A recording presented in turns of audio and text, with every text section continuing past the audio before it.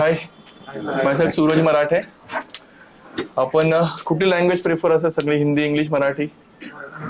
Marathi. Almost Marathi सगळे सगळ्यांना समजते, बोलतात सगळे. ग्रेट.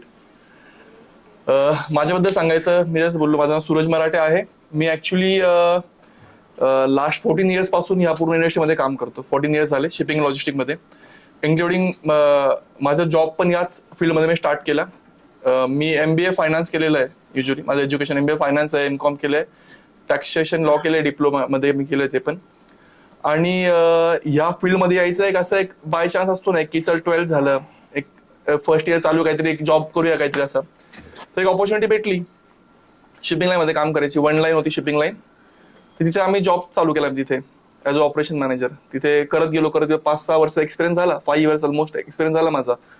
आणि त्यानंतर मग अजून एका कंपनीत थोडा पे कट करून एक बेसिक लेवल, ग्राउंड लेवल शिकायचं म्हणून तिथे थोडेफार कॉन्टॅक्ट होते नॉर्मल. माहित पडली प्रोसेस कशी असते, बेसिक कसं काम चालतं सगळं ओव्हरऑल, ते एक प्रोसेस माहित पडली. त्यानंतर एक थोडा पे कट करून, समजा तिथे मला 10 लाखचा पॅकेज होतं, मी 8 लाख खाली पे कट केला आणि एक दुसऱ्या कंपनी जॉईन केला की चलो आपण ग्राउंड लेवल शिकू, फक्त शिकण्याकरता. तिथे 2 वर्ष जॉब केला. तिथून शिकलो बऱ्यापैकी, काही चांगल्या गोष्टी शिकायच्या, शिकलो व्यवस्थित प्रॉपर. आणि मग 5-6 इयर्स झाले ऑलमोस्ट. तेव्हा पण स्वतःचं करायचो काम, एक्सपोर्ट तर स्वतःचं करायचं तेव्हा पण. आणि त्यानंतर हळूहळू करत गेलो बस. आणि लास्ट 7 इयर पासून सगळं स्वतःचं ओन सेटअप आहे, सगळं एक्सपोर्ट आहे, स्वतःचं इम्पोर्ट पण करतो. इथून स्वतः CA पण मी आहे स्वतःच. आमचं लॉजिस्टिक पण स्वतःच आहे, फ्रेट फॉरवर्डिंग आहे. आणि असं करत करत करत मग ते लिंक झालं. इनफॅक्ट मग एक्सपांड केलं पुढे, दुबईला एक्सपांड केलंय, तिथे स्वतःचं सेटअप केलं सगळं. ते लॉजिस्टिकची कंपनी आहे, बाकी कंपन्या आहेत. ओमानला स्वतः सेटअप केला. असं करत करत मग झालं. म्हणजे ऑलमोस्ट 14 इयरची जर्नी आहे माझी, अशी ओव्हरऑल बेसिक जर्नी. असं आहे. असा एक कुठला पॉइंट होता की तुम्हाला या बिझनेसमध्ये तुम्हाला ट्रिगर केलं की नाही आपल्याला हाच बिझनेस करायचा? एक तर फर्स्ट ऑफ ऑल एक आवड असते काहीतरी, की एक म्हणजे पहिल्यापासून आवड की फिरण्याची. युजली भरपूर लोकांना आवड असते, म्हणजे एक 90% लोकांना फिरायची सगळ्यांना आवड असते, की मला बाहेर फिरायचं कुठे. बरोबर, इंटरनॅशनल ट्रॅव्हल करायचं. एक्झॅक्टली, इंटरनॅशनल ट्रॅव्हल करायचं किंवा ओव्हरऑल असंही फिरायला भेटलं पाहिजे, एक्सप्लोर करू, नवीन लोकांना भेटायचं आहे. ते एक होतं क्रेज की चला यार ह्या त्याच्या थ्रू एक चान्स भेटेल चांगला आपल्याला. आणि बोललो की एक बाय चान्स तो जॉब तसा भेटला. पहिले एक म्हणजे सांगितलं तुम्हाला, शिपिंग लाईन मध्ये होतो, US शिपिंग लाईन, ची शिपिंग लाईन होती, ट्रॉपिकल शिपिंग म्हणून. त्यात जॉब करते एक म्हणजे जस्ट एक बाय चान्स होत गेलं सगळं. आणि मेन रिझन तेच होतं की जस्ट फिरायला भेटेल सगळं, आपण पूर्ण वर्ल्ड पण फिरायला भेटेल आणि काम पण करूया सोबत. ते एक जस्ट क्लिक होतं. आणि नंतर मग ऍज अ करिअर पर्स्पेक्टिव्ह बघितलं तर डेफिनेटली गुड ऑप्शन होता. त्यामुळे मग डिसाईड केलं की चलो यात आपण मूव्ह ऑन करूया पुढे याच बिझनेस मध्ये. ओके. पण मग आता हे सगळे नवीन स्टुडंट्स आहेत, आपले मेंबर्स आहेत. काही जणांनी आपल्याकडे ऑलरेडी ट्रेनिंग केलेली आहे. ओके. काही जण आता करणार असतील भविष्यात. असं सगळं हा आपल्या समोर आलेले आहेत. बरोबर. आता यांचा एक प्रश्न कॉमन असतो की सर इन्व्हेस्टमेंट किती लागते बिझनेस साठी, किंवा हा प्रश्न प्रत्येकाला येतो. म्हणजे आमच्याकडे इन्क्वायरीला येतात तेव्हा पण सगळेजण हाच प्रश्न विचारतात की किती पैसे लागतात. मग जसं तुम्ही स्टार्ट केलं त्यावेळेस काय तुमच्याकडे पैसे होते किंवा कसं केलं? बघा, इनिशियली मी पण जेव्हा स्टार्ट केलं होतं, जेव्हा सेटअप सगळं चालू केला मी इनिशियली, तर माझ्याकडे पण थोडं काही इन्व्हेस्टमेंट अशी काय नव्हती की चला की घरून काय घ्यायचंय, घरच्यांचं वेगळं त्यांचं. म्हणजे असं नाही की मागितलं देणार नाही घरचे, असं नसतं. कोणी आज गेलो आपण सांगितलं की बाबा मला पैसे पाहिजे, बिझनेस स्टार्टअप करायचं, देतात घरचे. पण त्यांना समजून सांगितलं पाहिजे आपण की मला काय करायचं एक्झॅक्ट. बरोबर. पण याच्यात अजून एक मोठा प्रश्न असा की इम्पोर्ट एक्सपोर्ट बिझनेस हा मोठा बिझनेस आहे, राईट? याला नक्की किती पैसे लागतात? म्हणजे मी 5 लाखात करू शकतो की 50 लाख पण लागते की 5 करोड पण कमी पडतील, असं पण बिझनेस आहे. एक्झॅक्टली. मग याच्यात मिनिमम स्टार्ट आपण कसं करू शकतो? मिनिमम स्टार्टअप बघा, मी माझं जर्नी सांगायची म्हटली तर मी जस्ट गोल्ड वगैरे थोडंफार बँकेत मी ते ऍज अ मॉर्गेज ठेवलं, तिथून थोडं फंडिंग उचललं. ओके. आणि तिथून मी स्टार्ट केलं. आता यात पण शेवटी आपलं इन्व्हेस्टमेंट जर करायची म्हटली त्यात तुम्ही प्रोडक्ट कुठलं तुम्ही चॉईस करता याच्यावर डिपेंड करतं. तुम्ही म्हणाला की मला जर आल्मंड्स, बदाम एक्सपोर्ट करायचे तर तुम्हाला CR मध्ये व्हॅल्यू लागेल इन्व्हेस्टमेंट. बरोबर. तुम्ही म्हणाला की नाही मी एक स्मॉल केजवर करतो, काहीतरी स्मॉल करायचं मला, काही छोट्याने स्टार्ट करतो काहीतरी. आता बेसिक बिईंग म्हणजे जे आम्ही सप्लाय चेन मध्ये म्हणा किंवा फूड इंडस्ट्रीमध्ये म्हणा किंवा फ्रेश फ्रुट्स अँड व्हेजिटेबल्स इंडस्ट्रीमध्ये मी बिलॉंग, स्पेशलायझेशन त्याच्यात आहे माझं. तर आम्ही त्यात जर विचार केला तर आम्ही अनियस डिसाईड केला इनिशियली की चला कमी रिस्क आहे, लो रिस्क आहे, लो प्रॉफिट आहे आणि त्याचं सस्टेनेबिलिटी चांगली आहे, ड्युरेबिलिटी ओनियनची, लगेच खराब होत नाही असं काही नाही. बरोबर. त्यामुळे तिथून एक आम्ही डिसाईड केलं. आणि इन्व्हेस्टमेंटचा पार्ट बघा तर मग ते मी जस्ट बोललो, आता बदाम करायचं तुम्हाला की मग काय करायचं आपल्यावर डिपेंड आहे, आपली किती कॅपॅसिटी आहे, फंडिंग भेटते, असं काही नाही. ओके. ओनियन पासून स्टार्ट केलं. नाशिकचं नाशिक बरेच म्हणजे सगळेच लोक ओनियन बद्दलच बोलतात, अच्छा, कारण ओनियन इझिली अवेलेबल होतो. बरोबर आपल्याकडे मोठे मार्केट आहे, एशियातले बिगेस्ट मार्केट आपल्याकडे आहे. बरोबर. त्यामुळे सोर्सिंग करणं इझी आहे. बरोबर आहे, बिझनेसची स्टार्ट अशीच झाली पाहिजे. पण ओनियन आता असं झालंय की मी जेवढं ऑब्झर्व करतोय, म्हणजे ट्रेनिंग मी इतक्या लोकांना देतोय, सगळेजण 90% लोक ओनियन पासून स्टार्ट करायचा विचार करतात. की त्यांना वाटतं की हे प्रोडक्ट सगळ्यात बेस्ट आहे. बरोबर. आता सध्याची काय परिस्थिती ओनियनची? सध्याची परिस्थिती तुम्हाला आय थिंक सो माहिती असेल की बँड आहे ओनियन, तर प्रोहिबिटेड, आता एक्सपोर्ट नाही करू शकत आपण, बरोबर. बरोबर. पण म्हणजे बघा आता ओनियन बच का, ओनियनच का, मी याच्यावर पण एक्सप्लेनेशन देतो की एक आपण घरात भाजीपाला आणतो, सगळ्यांच्या घरात माहिती असेल भाजीपाला आणतो, तर आपलं कन्झम्पशन कुठल्या गोष्टीत जास्त आहे? एक टोमॅटो आहे, एक अनियन आहे. आणि असं कुठलाही देश नाही जगात तिथे ऑनियन नाही खात, बरोबर. खातात, कोणी फ्रोझन मध्ये खातो, कोणी फ्रेश खातो, एवढाच फरक आहे. ओनियन का, कारण त्यात खूप ह्यूज सप्लाय करू शकतो आपण, ह्यूज डिमांड आहे ओनियनची, बरोबर. म्हणून बेसिकली फोकस, मी माझ्याबद्दल बोलतो इनिशियली, की आम्ही फोकस का केला आपण, की ओनियनवर का केला आम्ही फोकस केल्याचं रिझन आहे की ओनियन खाणे कोणी सोडू शकत नाही, बरोबर बरोबर. अच्छा, मग हळूहळू कुठल्या प्रोडक्ट्स मध्ये तुम्ही गेले? हळूहळू नंतर मग आपण ग्रेप्स पण करू शकतो, चिली आहे, लेमन आहे, टोमॅटो आहे, पूर्ण मिक्स. नंतर तुमचे शेवगा शेंगा आहेत, बरोबर.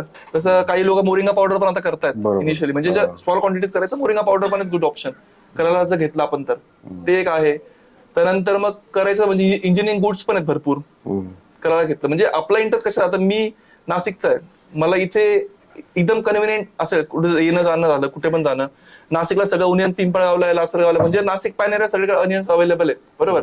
म्हणून मी बेसिकली ते चॉईस केलं. तसं नाशिक तर मग इथे चिली पण अवेलेबल आहे, बनाना पण आहे, बरोबर. पोमो आहे, सगळंच इनफॅक्ट दमस्टिक पण आहे इथे, वॉटरमेलन आहे, सगळंच आहे. मग ते स्टेप बाय स्टेप मग आपण इन्क्रीज करत गेलो. आता ठीक आहे, सगळेच प्रोडक्ट घेऊन आपण मार्केटमध्ये उतरलं, तर ते पण कितपत योग्य असतं? बाहेर आपल्याला तसे मिळतात का की जे सगळेच प्रोडक्ट इम्पोर्ट करतात? का असं असतं की इम्पोर्ट करतोय, इम्पोर्टर म्हणजे तो बल्क क्वांटिटी मध्ये मागवतोय, तो स्पेशलायझेशन असेल, काही लोक फक्त कांद्यामध्येच बिझनेस करताय, काही लोक फक्त बनाना मध्येच करताय. जर आता यातले पण बरेचसे लोक शेतकरी आहेत, तर कोणाकडे बनाना असेल त्याच्यात बिझनेस करायचा, तर असं कुठलं प्रोडक्ट तुम्ही सजेस्ट करू शकता की ज्याच्यामध्ये चांगला प्रॉफिट होतो आणि कामात कांद्याला तेवढंच करायचं जेवढं बनानाला करायचं? सजेशन कुठलं प्रोडक्ट असेल? अगेन परत त्याच्यात आहे कॉस्ट इन्व्हॉल्वमेंट. जर आपण ग्रेप्स केला तर definitely you will get a good profit. Okay, again इन्व्हेस्टमेंटचा पार्ट होतात. मग एक ग्रेप्सचा एक नॉर्मल ऍव्हरेज कंटेनर ग्रेप्सचा बनतो 20 lakhs मध्ये, 15-20 lakhs मध्ये, बरोबर. तोच ओनियनचा कंटेनर जर रेट आजचा बघितला आपण 16-17, 20 रुपयाचा ऍव्हरेज रेट आहे, 17-20. तर 20 जरी म्हटलं 6 लाखाचा कंटेनर बनतो ओनियन तुमचा, बरोबर. अगेन ते एक चॅलेंज आहे. म्हणजे आपल्यावर डिपेंड्स आहे की आपल्याला जर प्रॉफिट जास्त घ्यायचं आहे, डेफिनेटली इन्व्हेस्टमेंट जास्त करावं लागेल आपल्याला. ओके, तेच एक आहे, इन्व्हेस्टमेंट जास्त करावं लागेल. आपण सारखं इन्व्हेस्टमेंट बद्दल बोलतोय, इन्व्हेस्टमेंट तेव्हाच लागते सर माझ्या माहितीनुसार की जेव्हा आपण उधारीमध्ये माल विकतोय, क्रेडिटवर देतोय, बरोबर. तर ऍग्री बिझनेस मध्ये क्रेडिटवरच होतं का? ऍग्री बिझनेस मध्ये 3 प्रकारे बिझनेस होतो ऍक्च्युली. ओके, मी ते इंटरेस्ट सोडा, चला मी तुम्हाला आपलं लोकलचं एक्झाम्पल देतो. आपण फार्मर आहे, तो क्रॉप काढतो, बरोबर. समजा कोथिंबीर आहे त्याच्याकडे फॉर एक्झाम्पल, आणि ड्रमस्टिक आहे, तो ते हार्वेस्ट करतो, बरोबर. तो कुठे घेणार विकायला? मार्केट, बरोबर. एक तर दुसरा ऑप्शन येतो रिटेल विकेल स्वतः, तुझं बसेल तो सब्जी मंडीमध्ये, तिथे विकेल, तो दुसरा ऑप्शन. आणि पहिला ऑप्शन आहे मार्केट, आणि किंवा तिसरा ऑप्शन एक येतो की व्यापारी स्वतः तुमच्या जागेवर येतो, सगळं घेऊन जातो. हे 3 ऑप्शन आहे. सेम ऑप्शन इंटरनॅशनल मार्केटमध्ये पण आहेत तुम्हाला, सेम ऑप्शन, त्यात काहीच फरक नाही. ओके, तुम्हाला बाहेर एक तर 100% ऍडव्हान्स पण देईल, ओके, पण तुम्ही किती रेप्युटेड येते ते त्याला सांगावं लागेल. आता नवीन व्यक्तीला ऑब्वियस देणार नाही, बरोबर. तर थोडंफार वर्किंग करावं लागेल तुम्हाला. म्हणजे मार्केट तुम्ही जरी नवीन आहे, पण तुम्हाला इथून दाखवून द्यायचं की मी नवीन आहे असं, बरोबर. आज मी फोन वापरतोय, मला माहिती आहे की नवीन फोन घेतला मी, तुम्ही थोडी तुम्हाला दाखवून देईल का नवीन फोन आहे माझ्याकडे, तुम्हाला वापरायचं आहे ना, मला माहिती माझं स्किल वापरायचं, बरोबर. बस एवढं थोडंफार. प्रेझेंटेशन कसं करता येतं बाहेर समोर की आपण नवीन नाहीये मार्केटमध्ये? नवीन नाही, डेफिनेटली तुम्हाला स्टडी पाहिजे, प्रोडक्टचा स्टडी पाहिजे. एक्झॅक्टली, प्रोडक्टचा स्टडी पाहिजे. थोडंफार तुम्ही ज्या फील्ड मध्ये काम करता, तुम्ही आता नुसतं प्रोडक्टचा स्टडी असून उपयोग नाही, तुम्हाला सप्लायचे मग थोडीफार तर माहित पाहिजे. तो जर बोलला मला ओनियन पाहिजे, तुम्ही त्याला सांगेल की ओनियन मी ड्राय कंटेनर मध्ये पाठवतो तुला, तर श्रीलंकावाला बाहेर असेल तर बोला ठीक आहे ड्राय कंटेनर पाठव. तुम्ही दुबईच्या बाहेरला किंवा तुम्ही युरोपच्या बाहेरला बोलताय की ड्राय कंटेनर पाठवतो, तो डेफिनेटली तेव्हा समजा की तुम्ही नवीन आहे असं. तो का विचार करेल तुम्हाला पैसे द्यायचे ऍडव्हान्स मध्ये?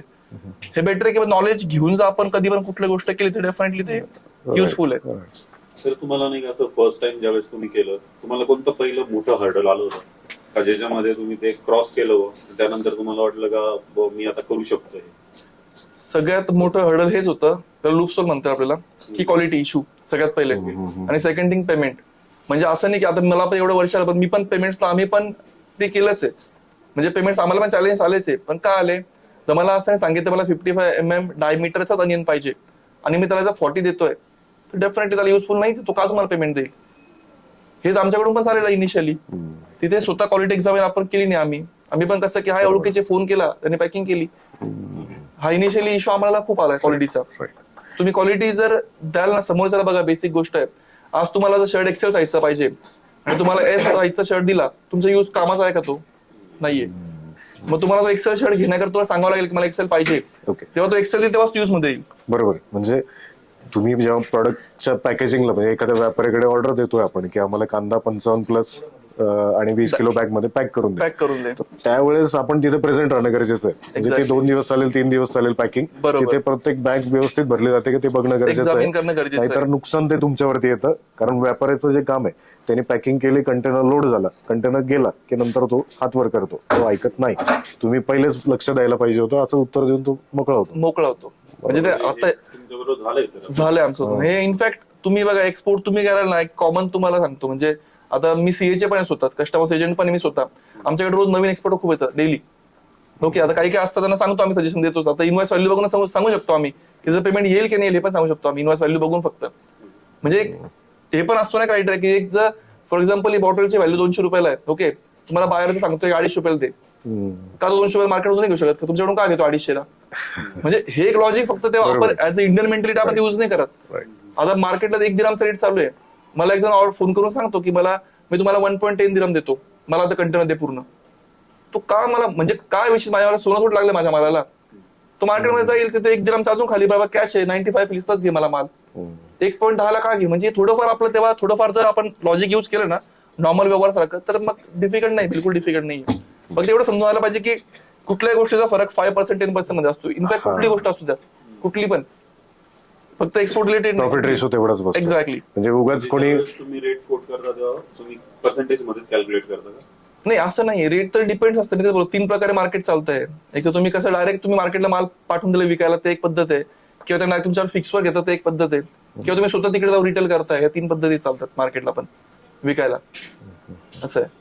म्हणजे त्यामुळे तुम्ही ओपन केली का तुम्ही डायरेक्ट? हा, तिथे बायर्स आहेत तिथे आपले स्वतःचे पण तिथे. पण तरी आपण एक केले की थोडं एक्सपान्शन करायचंय, मग स्वतःच बसून थोडं. जर मी 4 लोकांना माल देतोय फक्त, ते मला स्वतःच सेटअप असेल, सगळं स्वतःच असेल तिथे, तर 8 लोकांना माल देऊ शकतो ना मी. ओके. म्हणजे डायरेक्ट इम्पोर्टर्सला इथून कॉन्टॅक्ट करण्यापेक्षा तुम्ही जर ऑलरेडी तिथे अवेलेबल असाल तर तुम्हाला माल दाखवून लगेच त्याच्याकडनं बिझनेस इझी होतोय. आणि ते मग क्रिएटवर काम नाही होत ना मग. तसे लोक तिथे आहेत, असं नाही की इथं बसून पण आम्ही काम करतोच, तिथे कामं चालूच, तिथे कंपनी चालवतच आहे. पण मग हेच आहे की तेवढं इझी होतं, ते थोडंसं काम करणं अजून इझी होतं. तर चेक्स घेणे, कोणाकडून पेमेंट्स घेणे, तर लोकलला फरक पडतो थोडाफार असं. बरं, त्याकरता सर असा एक प्रश्न येतो की ओमान आणि दुबईला तुमची कंपनी आहे, तर तिथे कसं म्हणजे कंपनी स्टार्ट केली पण मग तिथे तुमचा माणूस बसलाय, आपला इंडियनच आहे की तिथल्या कुठल्या माणसाची पार्टनरशिप मध्ये चालू केली, काय प्रोसेस असते या सगळ्याची आणि किती खर्च होतो? खर्च आता डिपेंड्स आहे. ओमानला वेगळा खर्च आहे, दुबईला वेगळा खर्च आहे. तिथे आता काय केलं आपण, युजली ओमानला एक पाकिस्तानी आहे माणूस, 3 बांगलादेशी ठेवले तिथे, जसं हमाली, आणि एक पाकिस्तानी ठेवलाय. कारण कसं आहे, प्रत्येक मार्केटचं एक वेगळं वेटेज आहे. तर आता आपल्या पण इंडस्ट्रीमध्ये बघा तुम्ही, प्रत्येक एक स्पेसिफिकेशन, म्हणजे हे काम हेच लोक करतील. जसं लेबर लोक काही वेगळे ठराविक लोक आहे, आपण जसं बंगालून ते येतात, ते काही लोक काम करतात, बंगाली लोक असतात काही ते स्पेसिफिक तेच काम करतात, बरोबर. तर तिकडे पण मोनोपॉली मार्केटला, की सेलिंग जो करेल तो पाकिस्तानी पठाणच करेल मालाची. असं आहे, मिरची सेल करणार हा बंगाली माणूसच करेल, मलबारीच करेल. तसं तिकडे पण मोनोपॉली, मग त्याच लोकांना ठेवावं लागतं आपल्याला पण. भले कंट्रोल सगळं आपल्याकडे असतो, थोड्या कंटेनर गेला का तो रोज बॅग्स खाली करेल तिथे. बंगाली लोक लेबर आहेत, बरोबर, बांगलादेशी लोक गोडाऊनला खाली करतात माल, मग पाकिस्तान तो रिपोर्ट घेतो सगळं, मग तो आम्हाला वरती पाठवतो, इतके ऑडियन्स आले, एवढा पाकिस्तानी व्यक्तीवर विश्वास ठेवता तुम्ही? ठेवाच लागतो, ऑप्शन नाहीये. म्हणजे ऑप्शन नाही ऍक्च्युली, काय करतो. ठीक आहे, तर म्हणजे हे एक ऑप्शन आहे. मग तिथे आता बघा, हे फक्त इंडिया पाकिस्तान इथेच चालतं, बाहेर गेला का सगळे भाई भाई, कारण ते पण मायग्रंट्स आहेत, आपण पण मायग्रंट्स आहेत, बरोबर. सगळे कमवायला आले, बिझनेस करायला सगळेजण. त्यामुळे ते मग India Pakistan Bangladesh Filipino Russian तर काय घेणं नाही, फक्त बिझनेस का बोलो, डील. एवढं असतं. म्हणजे काही पॉलिटिकल एरर्स पॉलिटिकल इश्यूजमुळे आपण जे न्यूजवर बघतो किंवा आपल्याला माहिती आहे की पाकिस्तानी आपले दुश्मन आहेत असं म्हणतो आपण, पण जेव्हा तुम्ही कुठल्या कंट्रीमध्ये जाता आणि ते लोक समोर आले की ते पण असे अचंबित होतं की अरे याच्याशी बोलू की नको किंवा काय, तर ते दोघांना शॉकिंग असते ती गोष्ट की अरे आपण तर व्यवस्थित आहे सगळं, तू हे चांगलं आहे मी चांगलंच आहे, तू मारत नाही मला मी तुला मारत नाहीये है ना. तर या गोष्टी एकदम इझिली होतात. म्हणजे आता आमची पण दुबईला कंपनी आहे, तर तिथे आमच्याकडे 4 पाकिस्तानी आहेत म्हणजे जे माथाडी काम करतात तिथे, पण मग त्यांच्याशिवाय पर्यायच नाही. म्हणजे ज्यावेळेस सेलिंगची वेळ येते, आपला कांद्याचा एक कंटेनर तिथे विकायला लावलेला आहे आपण, तर त्यावेळेस ते लोक त्यांच्याशीच बोलतात. आपण जरी मी मालक म्हणून तिथे उभा राहतोय की माझा कंटेनर आहे मी विकतोय स्वतः, तरी ते लोक आपल्या एंटरटेन करत नाही. ही वस्तुस्थिती म्हणजे कारण देश त्यांचा आहे, त्यांचे लोक आहेत, त्यामुळे ते त्यांच्याशीच बोलतात. पण स्मूथली प्रोसेस होतात, त्याला काही इतकी अडचण येत नाही, चॅलेंजेस नाही एवढे काही. मग तेच हे फक्त पॉलिटिकल बस इश्यू येते, बाकी रुमर्स आहेत. आता लोक पाकिस्तान बोलायचे, पाकिस्तानला खायला नाहीये, दूध नाहीये, भेळ नाहीये, काय नाही, पाकिस्तान जोरात एक्सपोर्ट करतोय, काहीच नाहीये. कोण बोललो पाकिस्तानची इकॉनॉमी खराब आहे? त्याच्या एक पॉलिटिकल इंडियाच्या पब्लिकला खुश करायचं फक्त. का बरं पाकिस्तानमध्ये खूप मकाल पडला, इंडियाचे लोक खुश झाले, यार ते गरीब देश आहे, असं काही नाही. करतं एक्सपोर्ट, ते 20-20 लाखाचे कंटेनर पाठवताय मँगोजचे, कंटिन्यू चालू आहे. पोटॅटो कंटिन्यू येतोय. आपण पॉलिसी लावली, आपण ऑनियनला ड्युटी लावली होती 40%, बरोबर, त्यांनी पण इम्प्लिमेंट केली, तरी पण ऑनियन एक्सपोर्ट करतात लोक, ते बॅन करतील आता. म्हणजे अशी परिस्थिती, असं काही म्हणजे नाही. दुबईमध्ये किंवा ओमानमध्ये किंवा अजून कुठल्या त्या आजूबाजूच्या कंट्रीज आहेत तिथे कांदा फक्त भारतातूनच येतो असं नाही, अजून कुठल्या कंट्रीज मधला इराणहून येतोय किंवा अजून काही प्रोडक्ट्स येतात. हा, ओव्हरऑल बघा, आता आपण मिडल ईस्ट का एक चॉईस करतोय, म्हणजे देश खूप सारे, बरोबर, सगळ्यांना गरज पडते, सगळ्या गोष्टीची गरज पडते, प्रत्येक गोष्टीची. फ्रोझन फक्त एवढं युरोपमध्ये तुम्ही जाल तिथे एक्स्ट्रीम वेदर असतं, तिथे लोक फ्रोझन खातात, प्रेफर करतात, कारण फ्रेश येऊ शकत नाही, प्रोड्यूस नाही होत तिथे, बरोबर. त्यामुळे तिथे पण जाऊ शकतो माल. इकडे तुम्ही गल्फ सोडून द्या, इकडे फार ईस्टला गेले, सिंगापूर मलेशिया तिकडे गेले, किंवा तुम्ही रशिया साईडला गेले, किंवा तुम्ही ऑस्ट्रेलिया न्यूझीलंड गेले, एवढे कॉन्टिनेंट आपल्याकडे. मग मिडल ईस्टच का? कारण ते डेझर्ट आहे, सगळं वाळवंट आहे, तिथे काहीच होत नाही, एकदम झिरो. आता व्हायला लागलं, पण आतापर्यंत काय होत नव्हतं, बरोबर. मग त्यांना प्रत्येक कंट्रीचा माल तिथे येतो विकायला, आणि आपण ते काय डिसाईड करतो, ते काय आपण लोकेशन चॉईस करतो की सगळ्या कंट्रीचा माल आपणही घेऊ शकतो. फक्त आता मी ऍज अ इंडियन ते जाऊन बसलोय, मला फक्त इंडियाचा माल नाही तिथे, मला व्हिएतनामचे लेमन्स पण येतात, श्रीलंकावरून कोकण सुद्धा येतं विकायला आमच्याकडे, चायनावरून गार्लिक पण येतो, इराणचा पण कांदा येतो, टर्कीचा येतो, येमेनचे टोमॅटो येतात, असं जॉर्डनचे टोमॅटो येतात विकायला. म्हणजे सगळीकडून माल येतो ओव्हरऑल. म्हणून ते लोकेशन तिथे काय डिसाईड करतो आपण की हेच आहे. अद्रक वगैरे पण सगळं इंडिया पण अद्रक येतो आपला, बरोबर. इंडियाचा पायनॅपल किती चालतो तिथे, ओके. आपल्या मालाला तिथे कॉम्पिटिशन पण आहे, कॉम्पिटिशन पण आहे डेफिनेटली. ओके. पण शेवटी आहे, आता अनियन तर तुम्ही पूर्ण वर्ल्ड मध्ये, नाशिक फेमस आहे पूर्ण वर्ल्ड मध्ये, कुठे पण जा, फिलिपाईन्स जा तुम्ही श्रीलंका जा, कुठेही जा, कुठल्या कंट्रीत, मलेशिया, सिंगापूर, सगळीकडे ते ओळखतात, एकदम बऱ्यापैकी ओळखतात. म्हणजे इंडियामध्ये नाशिकला प्रोड्यूस होते माहिती, असं आहे. जसं फिलिपाईन्सला मनीला आहे, तिथे बऱ्यापैकी केळी येतात, त्यांचं कॅपिटल आहे, त्यांना माहिती बऱ्यापैकी चांगलं. म्हणजे अनियन्स फक्त इंडियाचा ते प्रेफर करतात बऱ्यापैकी, इव्हन मेडिसिनला पण, असं आहे. क्वेश्चन काही? ओके. ओमानला सर आता आपण पाठवू शकतो तुमच्या कंपनीत? ओमानला सर आता इनिशियली आपण फक्त अनियन्सच करतोय ओमानला, बाकी सेटअप लावतो तिथे अजून. जसं की आपण तिथे हे पण करतोय, राईस वगैरेचा पण सेटअप लावतोय तिथे. आता ओमान मध्ये पण कसं बघा, आता इंडिया आहे, इंडियात भरपूर सारे पोर्ट्स आहेत, मोर दॅन 20 पोर्ट्स इंडियामध्ये आता ऍक्टिव्ह, बरोबर. तसं ओमान एक छोटीशी कंट्री आहे, पण त्यात 2 पोर्ट्स ऍक्टिव्ह आहेत, त्याच्यात पण 2 राजा आहेत. एक ओमान म्हणजे मस्कट त्यांचं कॅपिटल आहे, मस्कटला सोहार पोर्ट आहे, आणि एक सलाला पोर्ट आहे. तर आपण सलाला पोर्टला गेले, तिथे पण काय रिझन तिथे करायचं, पण एक स्पेशल रिझन आहे, सांगतो. की तिथे फक्त वीकली एकच जहाज जातं, इथून निघतं, मंडेला निघालं ना, तिथे वेनेडियाला की 2 दिवसात जहाज पोहोचतं इथे, कारण ते जहाज पुढे युरोप जातं पुढे. तर त्यांनी राजाने काय केलंय, त्यांना बग सोबत कॉन्ट्रॅक्ट केलंय, ते जहाज ते फ्युलिंग थांबतं, फ्युएल भरायला. तर त्यांना डिस्काउंट केलंय, काय पोर्ट डीप केलं, सगळं करून दिलंय, पार्किंग बर्थिंगला करून दिलंय जहाजांना. तर मग ते जहाज तिथे थांबतं, मग ते काय लिमिटेड कंटेनर तिथे येतात मार्केटला. म्हणजे मार्केट यूज आहे, पण सप्लाय कमी तिथे, म्हणून आपण बेसिकली ते चॉईस केलं. आणि आता हे जसं साहेब बोलले की आता आम्ही ऑलरेडी स्टडी करतो त्याच्यावर. ग्रीन चिली पण आहे, ग्रीन चिली पण तिथे येते, पण कसं आहे तिथे क्वांटिटी एवढी नाही कन्झम्पशनची. तिथे सराला फक्त लेबर क्लाससाठी, पूर्ण लेबर तिथे जास्त करून. सी कोस्ट खूप मोठा, आणि सगळ्या तिथे रिफायनरीज आहे, सगळं जिप्सम सगळं सरळावरूनच येतं आपलं ओमानचं जिप्सम येतं सगळं. अच्छा. हा, तर मग तिथे लेबर क्लास जास्त आहे, त्यामुळे ते हायली एक्सपेन्स. जसं की ऍपल वगैरे गेलं तिथे, ते नाही खात जास्त करून. चिली पण त्यांना कमी क्वांटिटी खातात, म्हणजे बांगलादेशी जास्त आहेत लेबर क्लास, बांगलादेशी आणि पाकिस्तानी खूप आहेत. Okay. आणि आपले लोक आहेत सगळे कंपनी टाकून बसलेत, मॉल्स वगैरे आहे आपल्या लोकांचे, बस एवढंच आहे, शॉप्स आहेत असं आहे. बाकी स्टडी करतोय मग आम्ही त्याच्यावर पुढे अजून काय शुगर स्टडी करतोय, शुगर येते, राईस आहे सध्या दुबईहून चालू आहे येणं सगळं, कारण इथून तर बॅन आहे, शुगर पण जात नाही, कोटा घ्यावा लागतो शुगरला, बरोबर. असं आहे सध्या चालू आहे. सध्या फोकस फक्त अनियन्स वर आहे ऑनेस्टली. सर आणि प्रोडक्टचा स्टडी कसा करता तुम्ही, म्हणजे रिसर्च करायचं ठरलं तर स्टार्टिंग कुठून करायची आणि प्रोडक्ट म्हणजे कुठं एक्सपोर्ट होईल किंवा कसं प्रॉपर त्याचं माहिती घ्यायची प्रोडक्टची? बघा तो तर डेटा तुम्हाला ऑनलाईन भेटून जातो, डीजीएफटी साईटवर डेटा तुम्हाला भेटेल की मलेशिया किती इम्पोर्ट करतंय अनियन, सिंगापूर किती करतंय, श्रीलंका किती करतंय, दुबई किती करतंय, म्हणजे सगळं तुम्हाला झोन वाईज ते भेटून जाईल बरोबर. आणि प्रोडक्ट मी सांगेल की तुमचं स्पेशलायझेशन काय आहे तुम्ही बघा पहिले, कारण तुमचा होल्ड पाहिजे प्रोडक्ट पूर्ण. आता आम्हाला अनियन बघितलं आम्ही सांगून देऊ किती काय सगळं तेवढं स्टडी केलं आम्ही तिथे, तर ते तुमचा काय होल्ड आहे प्रोडक्ट ते तुम्ही चॉईस करा कधी पण. जर पेरिशेबलचं गोष्ट बोललो तर बाकी तर मग भरपूर आहे, मोठं एकदम ह्यूज आहे करायला मार्केट, काही करू शकता तुम्ही. पेरू पण आता आलेले रिसेंटली जे इंडियन, म्हणजे ते व्हिएतनामचं सीड आहे तिकडून इथे आणलं आपण, इथे त्याला हे प्रोड्यूस केलं आणि इथून पुन्हा एक्सपोर्ट केला, एक्सपोर्ट त्याला. अच्छा, असं केलं. किती variety आहे? व्हरायटी मला केवढा आयडिया, पण तो जवळजवळ लिटरली 800 ग्रामचा एकच पेरू होता, 1 किलो जवळजवळ. कुठे आपल्याकडे कुठं होतं? ते आयडिया नाही, तिथे विकायला सेलिंगला आला होता दुबई मार्केटला.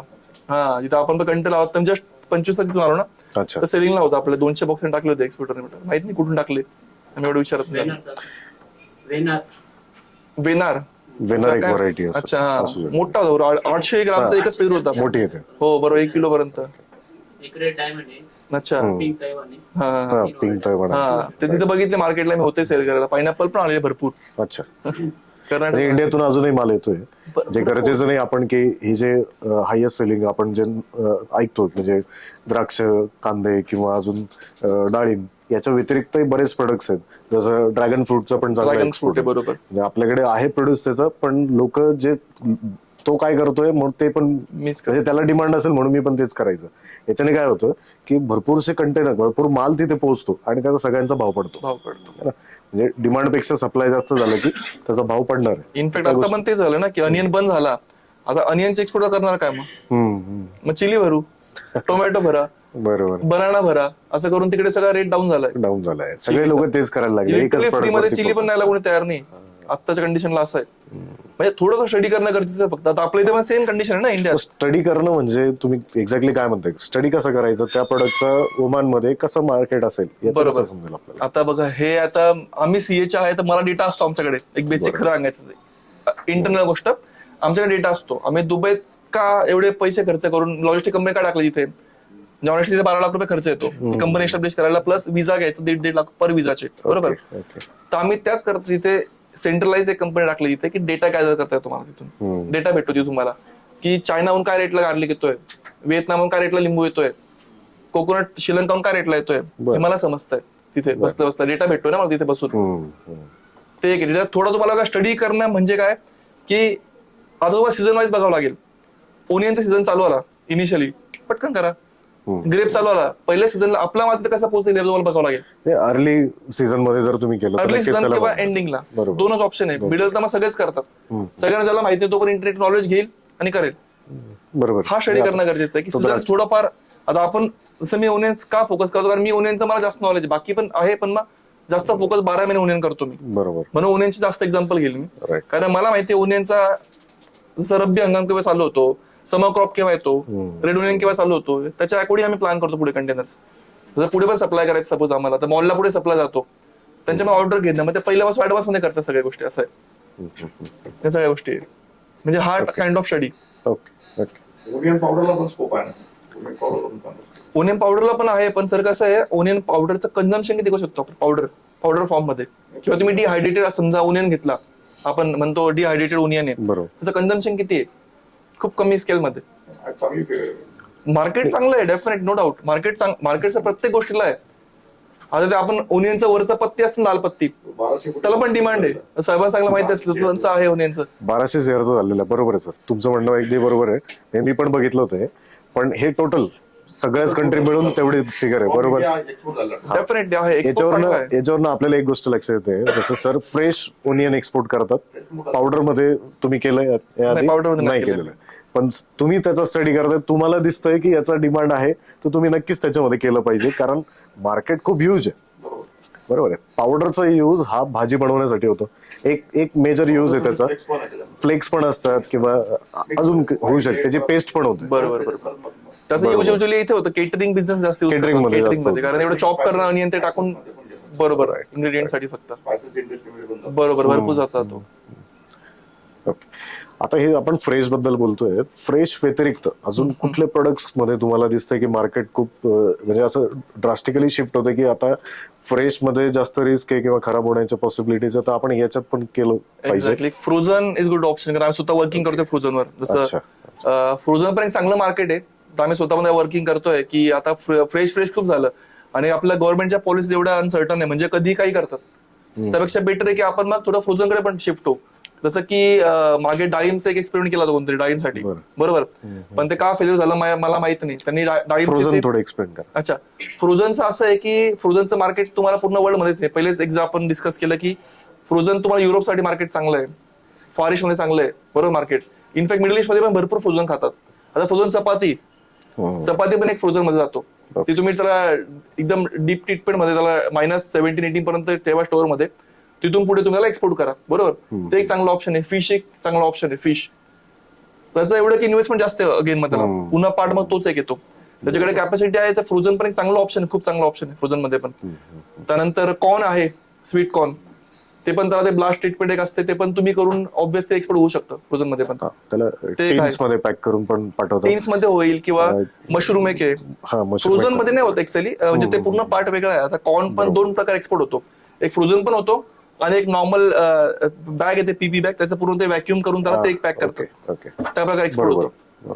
ते दोघं प्रकार खूप चांगले, म्हणजे ते मार्केट आता डायव्हर्सिफाय होतं मार्केट आता फ्रेश वरून, की फ्रेशचं एवढं अनसर्टन आहे मार्केट, किंवा रेट पण खूप, आज 10 रुपये संध्याकाळी 16 रुपये 15 रुपये होतोय. बेटर आहे की मग आपण फ्रोझन कडे शिफ्ट होऊया, ते पण एक चांगला ऑप्शन आहे फ्रोझन पण. म्हणजे मार्केट चांगलं ओव्हरऑल इथे पण, बाहेर पण फ्रोझनला पण डिमांड आहे. आता इंडियातच बघा ना, आपण खायला लागलोय, टिक्की घेतो आपण, ते फ्रोझन प्रॉन्स खातो, बरोबर, फ्रोझन समोसे आपण आणतो खातो घरी, ते मार्केट होतंय, लोक चेंज होतात. आपल्याकडे दिसायला लागले जिथे फ्रेश पण इझिली अवेलेबल आहे, ते सुद्धा लोक फ्रोझन खातात आता. हे मार्केट आहे. फ्रोझन मध्ये बरेचसे ऍडव्हान्टेज मला दिसत आहे, की जसं तुमचं फ्रेश मध्ये प्रोडक्ट खराब होण्याची भीती आहे आपल्याला. खराब झालं म्हणजे तुम्हाला तिथे बाहेरकडनं ते पैसे नाही येणार आहेत, बरोबर आहे. खराब वस्तूचे काय पैसे देणार तो समोरचा. फ्रोझन असेल तर तुम्हाला माहिती की याची शेल्फ लाईफ निघेल, आणि हे जसं आपण इथून पॅक केलंय, कंटेनर मध्ये पाठवलंय, त्याने त्याच्या गोडाऊन मध्ये 2 महिने ठेवलं त्या कंट्रोल टेम्परेचर मध्ये, तर त्याला काही होणार नाहीये. मग क्वालिटीचा इश्यू संपला, बरोबर आहे. क्वालिटीचा इश्यू संपला तर त्याला पैसे द्यायला पण काही हरकत नाहीये, तो पूर्ण पैसे तुमचे रिलीज करून देईल. ठीक आहे, म्हणजे याच्यात तुमच्या पेमेंट टर्म्स पण सेटल होतात. आणि दुसरा एक महत्वाचा ऍडव्हान्टेज अजून याच्यामध्ये, की याचं मार्केट एपीएमसी मार्केट सारखी नाही की रोज रेट बदलतोय. हा बिगेस्ट ऍडव्हान्टेज आहे.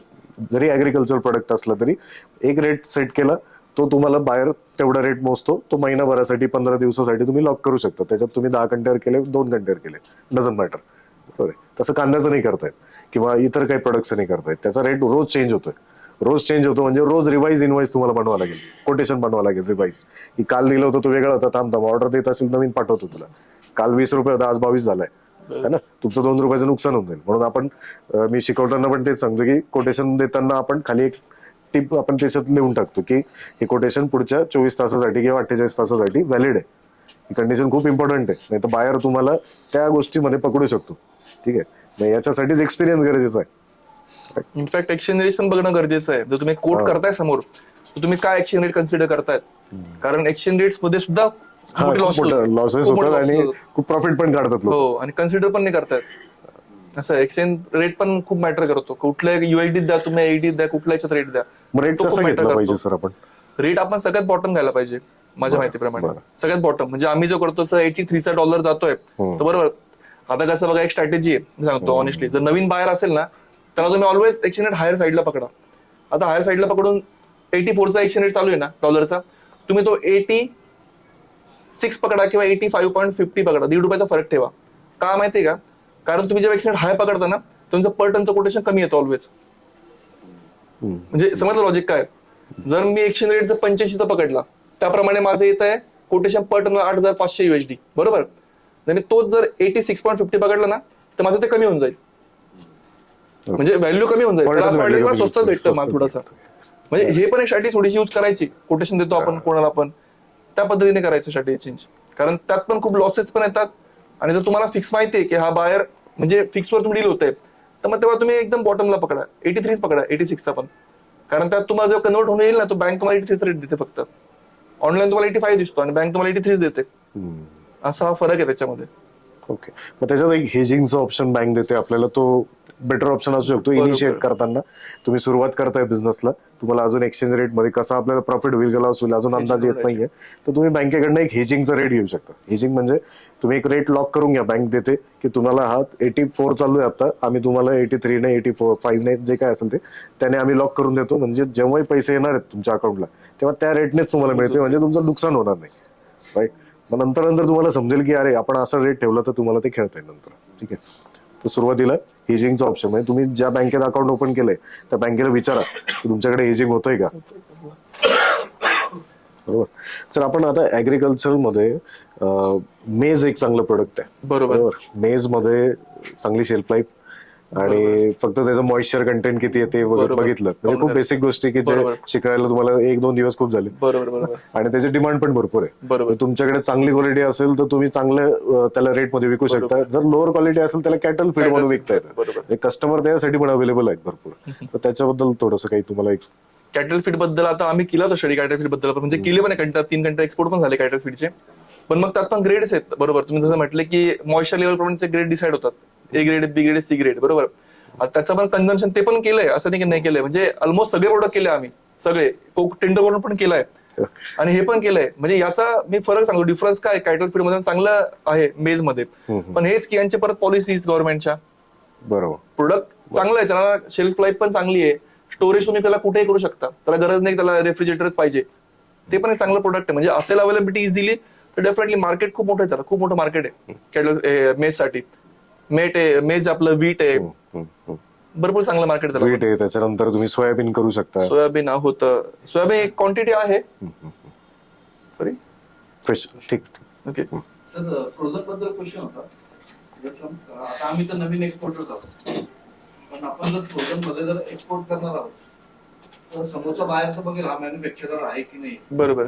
आता आम्ही नवीन आहोत त्यामुळे आम्ही मॅन्युफॅक्चरिंग युनिट नाही टाकू शकतो. एक्झॅक्टली. बरोबर. त्याला कळून जाईल की आम्ही मॅन्युफॅक्चरिंग कुठून केलेली. नाही, कसं असतं माहितीये का, त्याला हे माहिती ट्रेडिंग तुम्ही करू शकतात. जसं तुम्ही आता चपात्या तुम्ही बनवून घेतला फ्रोझन मध्ये, त्याला ठेवलं फ्रोझन मध्ये, मॅन्युफॅक्चरर बाय तो असेल आणि मार्केटेड बाय तुम्ही असणार. किंवा तुम्ही जो मॅन्युफॅक्चर त्याला सांगा तुम्ही की मला माझ्या नावानेच प्रिंटिंग करून देत असेल तर मी घेतो तुझ्याकडून. असं लोक करतात, आहेत आमच्या कॉन्टॅक्टमध्ये काही लोक असे ज्यांना करायचं आहे ना, त्यांना सांगायचं मला हे प्रोडक्ट बनवून द्या एवढे, तुम्ही हे फ्रोझन समोसा आहे मला एवढे बनवून द्या, आई पराठे एवढे बनवून द्या मला क्वांटिटीमध्ये, आणि माझंच नाव वरती आलं पाहिजे त्यावर. तुमचं फक्त प्रोडक्ट असेल, पॅकेजिंग पूर्ण माझी असेल, ओन पॅकेजिंग करतात. त्याला भरपूर होतं. ते आरा फूड म्हणून आहे इथे जाणू 10व्या महिन्याला, ते करतात, मोठं काम आहे चांगलं. ते सगळ्या लोकांना असं पॅक करून देतात स्वतः, आणि त्यांचं काहीच नाही, मॅन्युफॅक्चर कोणी काय समजत नाही, त्यांचं नाव पण येणार नाही कुठे. किंवा तुम्ही त्याची अग्रीमेंट करून घ्या ना की तुम्ही जर ऑर्डर तुम्ही नाही घ्यायची, मग माझी ऑर्डर येते ना ते अग्रीमेंट करून देतात. तसं होतं अग्रीमेंट, सेल्स अग्रीमेंट तसे बनतात की मी तुमच्याकडून जर घेतोय, तुम्ही माझ्या सेम बायरला माल देऊ शकत नाही, तसं अग्रीमेंटही होतं. करतात असं काय ऑप्शन, म्हणजे इझी आहे असं काय, तुम्ही बोलले तर होईल काम ते. ठीक आहे. ठीक आहे. तर कंट्री वाईज जेन्युइन बाहेरचा डाटा करून गेला. सर जेन्युइनिटी आपल्याला सुद्धा टेस्ट करावं लागेल ती. बाहेर आपल्याला थोडा काही अंदाज काढू शकतो. सर काय माहितीये का, तुम्ही अपेडा जर काढला, समजा तुम्ही अपेडाचं एक लायसन काढा फक्त, तुम्हाला फिशिंग करणारे लोक आहे ना, तुम्हाला रोज 10 कॉलचे 10 मेसेज येतील, ईमेल येतील खूप सारे आपण कसं की मला माल द्या. हा, मग तेच मी सांगतोय, ते ओळखण्यासाठी तुम्हाला थोडासा स्टडी मार्केटचा बघा. आता तुम्ही जिथे माल पाठवणार आहे, सर तुम्ही दुबई पकडलं, दुबईत तुमचे एकासोबत 4 लोकांचे कॉन्टॅक्ट पाहिजे. आता दुबई सारखी कंट्री अशी की सगळे रिक्षावाले, ऑटोवाले, तुमचे ड्रायव्हर, कोणी पण सोडलं दुबई जाऊन नाही आला, सगळे लोक आहे. बरोबर. सगळ्यांचे कॉन्टॅक्ट दुबईला असतातच. एक जस्ट एक एक्झाम्पल दुबईचं देतोय मी. तर त्याला तुम्ही त्याच्याशी बोलताय ना, सायमल्टेनियसली तिघांशी बोला, 3-4 बाहेरशी बोला. आणि तुमचा जो प्रश्न आहे की डेटा कुठून भेटेल, तर तो तुम्हाला एक तर विकत घ्यावा लागेल, कस्टम्स म्हणून भेटतो, विकत घ्यावा लागेल, किंवा बाकी इन्स्टिट्यूट लोक डेटा विकतात, तिथून डेटा तुम्हाला भेटून जाईल. तो कोणत्या भरपूर वेबसाईट भरपूर आहे. भरपूर. Dollar Dollar business. Dollar business आहे, ते पण सेल करतात डेटा. तुझा आहे. म्हणजे 5-6 लोकांनी जेनियन देतात का त्याच्यात पण फिशिंग वाले? नाही जिरण नसतं. जिरण नाही, म्हणजे ते- तो डेटा कसा मिळतोय तुम्हाला ऑलरेडी त्या एक वर्ष म्हणजे ते विचारतं कुठल्या वर्षाचा डेटा पाहिजे.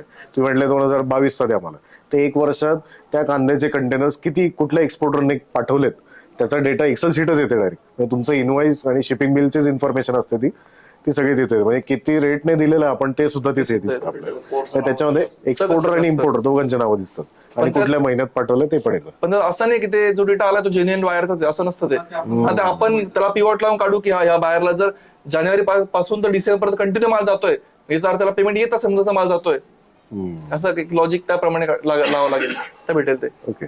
एकंदर सर तुमच्या बोलण्यातून हे दिसतंय की इथे बसून काहीच नाही होऊ शकत. डेफिनेटली.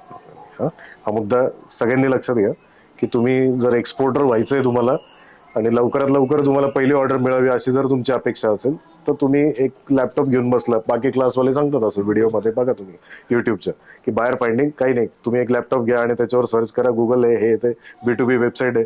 किती लोक आहेत इथे ज्यांनी B2Bच्या एवढ्या मोठ्या मोठ्या मेंबरशिप घेतल्या, ते लीड शेअर करतील तुम्हाला. हा घ्या ईमेल ऍड्रेस आणि तुम्ही मेल करा. त्या मेलला कधीच रिप्लाय येत नाही आणि तुम्ही त्यांना काही सांगू पण रिटर्न पैसे पण मागितले तर तुम्हाला ते मेंबरशिपचे रिटर्न पैसे मिळत नाही. म्हणजे हे सगळं खोटं काम झालेलं आहे. तुम्हाला एकच लक्षात ठेवा, जे ऑलरेडी काम करतायत, सर आहे मी एक्सपोर्ट करतो, आम्हाला ही गोष्ट प्रकर्षाने जाणवते की तुम्ही जोपर्यंत त्या कंट्री व्हिजिट करणार नाही, तिथलं मार्केट समजून घेणार नाही, तिथल्या लोकांशी बोलणार नाही, तोपर्यंत तुम्हाला मार्केट कळणार नाही. नाहीतर तिथे बसून लोक तुम्हाला असेच कॉल करतील आणि माल मागवतील, पैसे द्यायची वेळ आली की तुम्हाला तो नंबर परत कधी लागणार नाही. तर हेच बाकीच्या लोकांसोबतही झालंय. त्याकरता गव्हर्नमेंट प्रयत्न करते की तुम्हाला ECECचा सपोर्ट देणं असेल, पण मग फ्रेश प्रोडक्ट आहे, त्यांनी कंप्लेंट जर केली असेल, एक मेल टाकला की माल तर खराब होता तुझा, तर त्याला पण कव्हर होत नाही.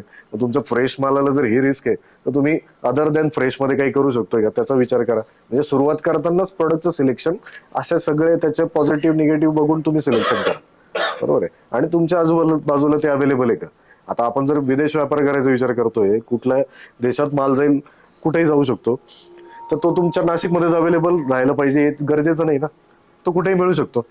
आता जिंजर आपण बोललो जिंजरबद्दल, तर जिंजर हे आपल्या महाराष्ट्रातलं कमी ते साऊथच जास्त एक्सपोर्ट होतं. त्याची साईज चांगली येते आणि बाहेर तेच लागतं. गरजेचं नाही की इथे पण बरेच एक्सपोर्टर जे जिंजर पाठवतात ते सगळे तिकडे जातात, त्या मार्केटला जातात, ते प्रोडक्ट समजून घेतात, तिथून ऑर्डर देतात. त्यामुळे तुम्हाला ग्लोबल विचार करावा लागेल. गरजेचं नाही भारतातलं कुठलाही प्रोडक्ट असू दे, कुठल्याही कानाकोपऱ्यातला असू दे, तिथून प्रोडक्ट घ्यायचा आणि एक्सपोर्ट करायचं. आपल्याकडे पोर्ट सगळीकडे, चेन्नई पोर्टवरनं करा तुम्ही, इकडे JNPT वर आहे, कोची पोर्ट आहे, गुजरातला मुंद्रा पोर्ट आहे तुम्हाला, तर कुठल्याही पोर्टने आपल्याला बिझनेस करता येतो. ठीक आहे. माझा एक मित्र एक एक्झाम्पल देतो. त्याला हे स्वीटकॉर्नची ऑर्डर आलेली होती, दुबईचीच होती, 2 कंटेनरची होती आणि त्याला स्वीटकॉर्न ते छोट्याशा एक टीनच्या डब्यामध्ये पॅक करून, ते असं 500 ग्रॅमचा डब्बा होता, त्याच्यात लिक्विड पण असतं म्हणजे त्याला चांगली शेल्फ लाईफ येते आणि विनेगर टाकून ते पाठवतात. तशी ऑर्डर होती त्याला आणि चांगल्यापैकी प्रॉफिट काढलं त्याने. म्हणजे त्याला 2 कंटेनर पाठवून त्याला 1.5 लाख रुपये प्रॉफिट आलेला होता त्यावेळी आणि त्याची ती पहिलीच ऑर्डर होती. म्हणजे अशा गोष्टी घडू शकतात. कारण त्याचं रेट कुठे चेक करणार होतो. कांद्याचा रेट तुम्ही आज व्हॉट्सअप ग्रुप, आमच्याकडे इतके 100+ व्हॉट्सअप ग्रुप आहे, आज काय रेट निघालाय सकाळी 9-10 मार्केट चालू झालं की 1 तासात दुबईला रेट माहिती झालेला असतो. इथे माहिती आहे, तिकडे माहिती असतो. म्हणजे त्याला कोट करण्याआधीच त्याला रेट माहिती आहे, तर तुम्हाला कसं कळणार आहे की कसं तो प्रॉफिट काढून येणार आहे. तर त्याच उलट ह्या स्वीटकॉर्नचं रेट नाही निघते कुठे, कॅल्क्युलेशन नाही करता आलं. त्यात त्याला प्रोसेस केलेली होती, त्यामुळे प्रोसेसची प्रत्येकाची सिस्टम वेगळी असेल, रेट वेगवेगळा निघेल. तर त्यामुळे तुम्हाला अशा प्रोडक्टचा विचार केला तर नक्की प्रॉफिट पण चांगला मिळेल आणि शेल्फ लाईफ चांगली निघेल. इनफॅक्ट बाजरी पण एक्सपोर्ट होते चांगले मोठ्या प्रमाणात. बाजरी गुजरातवरून होते, जी ग्रीन बाजरी येते ना, ग्रीन कुठली तरी नवीन, ती बाजरी खूप चांगली एक्सपोर्ट होते. बाजरी आहे मिलेट्स मध्ये. हा बरोबर, बाजरी आहे. त्यानंतर आता मक्का मदिनाला बघा चालू असताना मी हजच्या यात्रा, स्लीपर सगळ्यात जास्त सेल होत. स्लीपर बांगलादेश एवढे कंटेनर स्लीपरचे, एवढे कंटेनर येतात, पूर्ण कंटेनरच्या कंटेनर भरून येतात स्लीपरचे. स्लीपर आहे, क्लॉथ्स आहे, आपल्याकडून जातो. स्लीपर्स पण आपल्या इंदूर भरपूर कंटेनर केले लोकांनी जवळजवळ. आता जेव्हा हजची यात्रा असते ना तेव्हा ते स्लीपर ते सोडतात. इथे काय नवीन आणताच काहीतरी आहे सीन, तर खूप लोक एक्सपोर्ट करतात खूप तिथे. म्हणजे हे चान्स आहे. आता ईद आली जवळ, ईदला काय लागणार आहे, त्या अकॉर्डिंग दिवाळी आली, दिवाळीला काय लागणार आहे आपल्याला माहिती आहे सगळं ऑलरेडी. त्याच्या अकॉर्डिंग ते प्रोडक्ट चॉईस करू शकतो आपण. असं काही नाही की आता जे फ्रेशच करायचं असं काय नाही, कुठलंही करू शकतात. भरपूर ऑप्शन, टाईल्स आहे, केमिकल आपल्याकडे एवढे केमिकल्स पिपावरून किती केमिकल जातात, म्हणजे ज्याचं बरोबर. स्पेशलायझेशन त्याच्यामध्ये आहे तो करू शकतो एक्सपोर्ट. राईट. आता आमचं याच्यात होतं, आम्ही याच्यात केलं. म्हणजे N number of products, N number of खूप आहेत. आणि इंडिया खूप मोठं मार्केट आहे इंडियाचं. ओके. आणि आपल्याकडे काय मेन की ब्युरो नाही आपल्याकडे अजून, सेन्सस ब्युरो ज्याला म्हणतात ना, तसं युएसला तुम्ही गेले तर कुठलंही प्रोडक्शन, समजा गहू आहे, गहू किती मेट्रिक टन आपल्या म्हणजे जे लोक आहे पॉप्युलेशन आहे समजा युएसचं, त्यांना समजा 1 लाख मेट्रिक टनाचं कन्झम्पन करतात गव्हाचं, बरोबर. तर ते लोक तेवढं मेंटेन करतात ब्युरोमध्ये त्यांच्याकडे, की 1 लाख टनाच्या वरती आलं ना मगच आम्ही एक्सपोर्ट करू, 1 लाख टनाच्या खाली ना मग ते आम्हालाच खाली आम्ही कशाला एक्सपोर्ट करू. तर अजूनपर्यंत आपल्याकडे सिस्टम नाही, ती खूप चांगली गोष्ट आहे आपल्याकडे, चांगली झाला एक्सपोर्ट करायचं. पण मग तरी पण गव्हर्नमेंटचं लक्ष आहेच की Governmentचं- आता कांदा जसं बॅन केलं की रेट वाढतोय. पण मग तेच होतंय ना की सडन होतंय ना हे. हा. हेच जर तुम्ही पहिलेच थोडं मॅनेज केलं बरोबर. की तुम्ही किती क्रॉपिंग करताय, तुम्हाला माहिती किती हेक्टर मध्ये कांदा लागतोय, बियाणं तर हेच विकतात ना गव्हर्नमेंट कडून, सगळा वॉच आहे यांचा. बरोबर. यांनी पहिलेच, यांना माहिती आहे सगळं, पण करायचं नाही. म्हणजे गव्हर्नमेंटकडे ऍग्रिकल्चरचा किती पेरणी होते आणि किती प्रोडक्शन Definitely येणार आहे, data yield किती आहे. येणार आहे, आणि Data आहे. वातावरणामुळे ते किती काय त्याच्यावर फरक पडला हा सगळा डेटा आहे. एक त्यानुसारच अप्रॉक्स डेटा ते- निघतो म्हणजे असं त्याच्यावरून. त्यांनी जर डेव्हलपमेंट डेफिनेटली केलं ब्युरोचं तर चांगलं आहे ना. सडनली बॅन करण्यापेक्षा पहिले समजतंय की एवढं हेक्टर मध्ये लागवड झाली कांद्याची. जसं आज शेतकऱ्यांना कधी टोमॅटो खूप महाग भेटतो, कधी खूप स्वस्त येतो, मग कसा होल्ड. आता मागच्या वर्षी टोमॅटो चांगला रेट भेटला, यावर्षी सगळ्यांनी टोमॅटो लावले, बरं. यावेळेस रेट नाही भेटला चांगला. म्हणजे असं डिसाइड प्रोडक्ट त्यावर डिपेंड्स आहे. सर एक क्वेश्चन असं पण होतं की आता इथले बरेचसे मुलं जे आहेत ते शेतकरी बॅकग्राऊंडचे नाही आहेत, पण त्यांचा इंटरेस्ट आहे की आपल्याला ऍग्रिकल्चर मध्येच बिझनेस करायचा आहे. ओके, तर त्यांना म्हणजे ते प्रोडक्ट सोर्सिंग पासून जी अडचण असते की मिळेल कुठे. मिळेल कुठे. ठीक आहे, मला लिंबू मध्ये बिझनेस करायचा आहे तर लिंबू मिळतो कुठे, कुठे स्वस्त मिळू शकतो आणि चांगल्या क्वालिटीचा मिळू शकतो, बरोबर. त्याच्यात ते अजून काय नॉर्म्स असतील का, मला ते कुठे समजतील. आपेडावर मिळतात पण मग बाहेरच्या रिक्वायरमेंट नुसार मला तो साईजचा कुठे मिळेल, तर ते हे थोडंसं. बघा डेफिनेटली याला तेच परत तुम्ही जे ऑप्शन सांगितलं, तुम्हाला बाहेर निघावंच लागेल. जिथे मार्केट आता एवढं आपण म्हणजे आपण इथे लोकल आहे सगळे, बरोबर.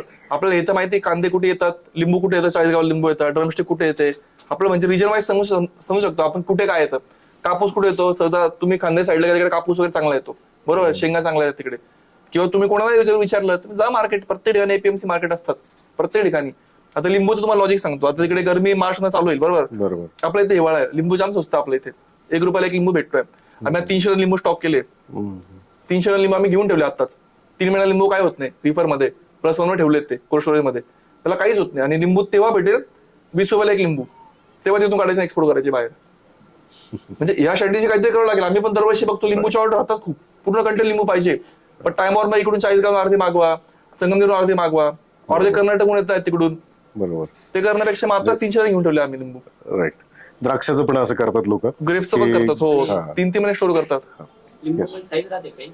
साईज म्हणजे 30 डायमीटर युजली 25 ते 30 MM पर्यंतचा डायमीटर 30 mm चा, त्याच्या खाली नाही घेत ते. पण प्रत्येक याच्यात हे बघा पेरिशेबल, अगेन पेरिशेबल येतो तुम्ही का बरं, की याला एक शेल्फ लाईफ आहे. ओके, तुम्हाला डिसिजन घ्यावा लागेल, तुम्हाला एक तर सेल करा त्याला किंवा त्याला सडू द्या, दोनच ऑप्शन आहे. प्लस तुमची सायकल फास्ट होतं, रोलिंग सायकल, ज्याला आपण सगळे पेमेंट करता काम करतो आपण. जर मी 8 लाख रुपये इन्व्हेस्ट करतोय तर मला 8 लाख रुपये किती दिवसात फिरून येतील आणि मला किती प्रॉफिट होईल याच्यावर. आता कांदा बॅन झाला माहितीये, त्यावर्षी ज्यांच्या कंटेनर मार्केटला होते ना, नॉट लेस दॅन 30 लाख रुपये, कमीत कमी 30 लाख रुपये कमवले, कमीत कमी एक कंटेनर मागे. ज्यांची इथे राहिले त्यांनी 10-20 लाख रुपये लॉस केले. कारण 40 कांदा घेतला, लॉस झाला, सडनली बॅन केला, मार्केट पडलं, 20 रुपयाने विकला इथे माल. आणि त्यांचे काही कंटेनर तिकडे होते, आमच्या पार्टीचे कंटेनर तिकडे होते. 30 लाख रुपये नेट प्रॉफिट आहे, नेट प्रॉफिट. म्हणजे ह्या धोरण चांगले पण आहे आणि वाईट पण असं झालंय गव्हर्नमेंटचे, त्याचे मार्केट पडतं खूप.